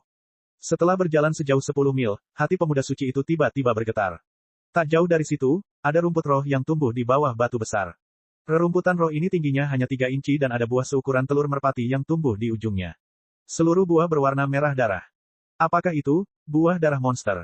Perlombaan orang suci terkejut. Dalam legenda, ketika monster-monster dengan garis keturunan bangsawan mati, buah-buahan tersebut akan dihasilkan dengan menggunakan mayatnya sebagai pupuk.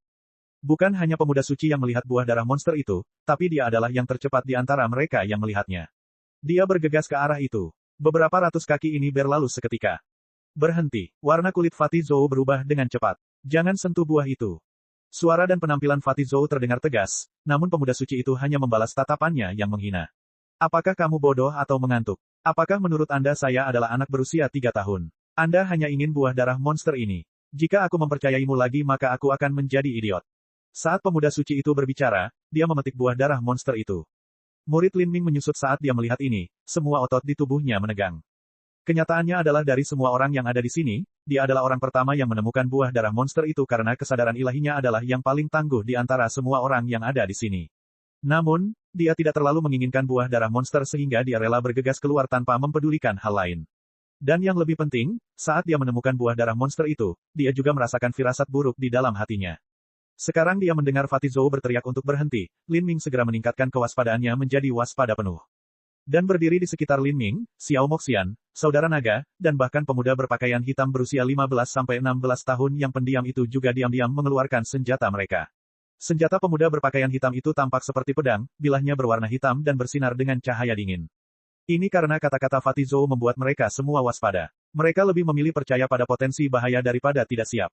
Namun, pemuda suci itu sepertinya tidak menghadapi bahaya apapun. Saat dia menggenggam rumput roh dia tertawa keras, haha. Buah ini bernilai lebih dari 100 juta dan seringkali tidak dapat ditemukan di kota manapun. Saya kebetulan hampir menerobos ke alam dewa ilahi tengah. Setelah saya mengolah buah ini menjadi pil, itu akan sangat meningkatkan vitalitas darah saya.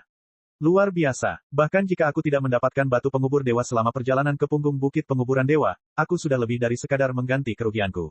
Aku sudah muak dengan penipu yang menipu kita sejauh ini. Aku muak dengan omong kosongnya. Saat pemuda suci itu berbicara, Lin Ming merasakan udara dingin merangkak naik dari bawah kakinya dan langsung naik ke punggungnya. Dia melihat pemandangan yang sangat aneh dan mengerikan terjadi. Buah darah monster, yang dipegang oleh pemuda suci itu tiba-tiba menjulurkan sehelai rambut untuk mencengkeram lengan pemuda suci itu. Kemudian, ia mulai menyerap esensi darah di otot pemuda suci itu. Lengan pemuda suci itu mulai melemah dengan kecepatan yang terlihat, namun pemuda suci itu sendiri sepertinya tidak merasakan ada yang salah. Dia masih tetap gembira dengan penemuannya dan menatap Fatih Zhou dengan penuh kemenangan. Lagi pula, aku juga harus berterima kasih pada penipu tak berguna sepertimu. Tanpa kamu yang memimpin, aku tidak akan memetik buah darah monster ini, hahaha. Pada saat ini, tawa puas diri dari pemuda suci itu sudah sangat kontras dengan bagian kiri tubuhnya yang telah membusuk sepenuhnya. Pemandangan aneh ini meninggalkan kesan yang nyaris tak terlupakan. Tidak perlu memikirkannya, dia sudah mati, kulit Fatih Zhou pucat. Tidak ada seorang pun di kelompok itu yang merasa bangga atas kemalangan pemuda suci itu.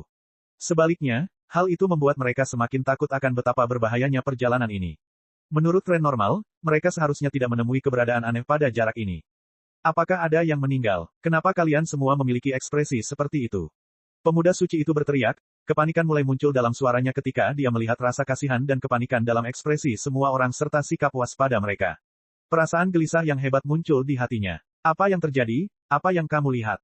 Perasaan firasat muncul di benaknya. Kemudian, dia menoleh untuk melihat bagian kiri tubuhnya dan melihat pemandangan yang paling menakutkan dalam hidupnya serta pemandangan terakhir dalam hidupnya. Bagian kirinya telah benar-benar membusuk, dan benda-benda yang tampak seperti cacing gelang merah pun muncul, menggeliat-geliat di dalam dagingnya. Adegan yang sangat menjijikkan dan mengerikan ini menyebabkan dia menangis sekuat tenaga. Namun, saat tangisannya dimulai, cahaya dingin bersinar di udara dan menembus tenggorokannya.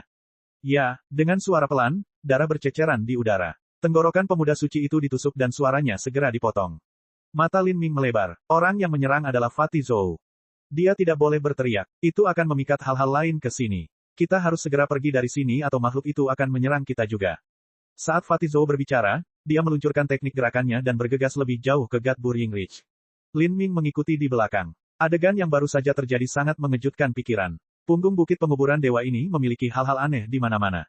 Sekelompok 11 orang bergegas maju selusin mil dalam sekali jalan sebelum berhenti. Seluruh kulit mereka tampak tidak sehat seolah-olah mereka berduka atas kehilangan seseorang dalam kelompoknya. Kematian tragis pemuda suci tadi telah menyebabkan mereka gemetar ketakutan. Bahkan Xiao Moxian yang biasanya kurang ajar dan bahagia pun memiliki ekspresi yang tidak wajar. Apa itu tadi? Itu menjijikkan. Menurutku, kita harus kembali. Orang yang berbicara adalah Monster Prince Duyu. Tidak diragukan lagi, orang yang paling terkena dampaknya saat ini adalah dia. Dia diam-diam memperkirakan kekuatan pemuda ras suci yang baru saja meninggal. Perkiraan terakhirnya adalah bahwa dia tidak lebih kuat dari pemuda suci itu. Jika dia melawan pemuda suci itu, meskipun dia bisa menang, itu akan menjadi kemenangan yang sulit.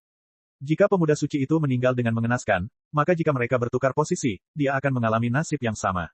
Jika kamu ingin kembali maka kembalilah sendiri. Kami tidak punya rencana untuk melakukan hal itu. Orang yang berbicara adalah gadis muda yang membawa lembing, adik perempuan dari saudara naga. Saat dia melihat ke arah Monster Prince Duyu, matanya dipenuhi dengan rasa jijik. Tatapan menghina ini membuat Monster Prince Duyu marah. Dia menyesali tindakan impulsifnya yang menyebabkan dia mengikuti Lin Ming dan Xiao Moxian ke zona bahaya terkutuk ini. Sial, aku benci bertemu dengan orang-orang idiot kurang ajar yang mengira mereka macan besar. Dia meninggal dan hampir menyeret kita bersamanya. Fatih Zhou mengutuk dengan kasar. Untungnya, kami tidak menemui bahaya apapun saat keluar dan tidak menyimpang dari jalan yang saya kenal. Fatih Zhou melihat sekeliling. Setelah menentukan perkiraan posisi mereka, dia akhirnya menghela nafas lega. Apa yang membunuhnya? Lin Ming tiba-tiba bertanya. Cek cek cek cek cek cek cek cek. Rakan-rakan kultivator sekalian, sebelum retret, sila terus berkultivasi untuk jurus subscribe, like, share dan komentar agar sekte novel Sadim terus berkembang pesat.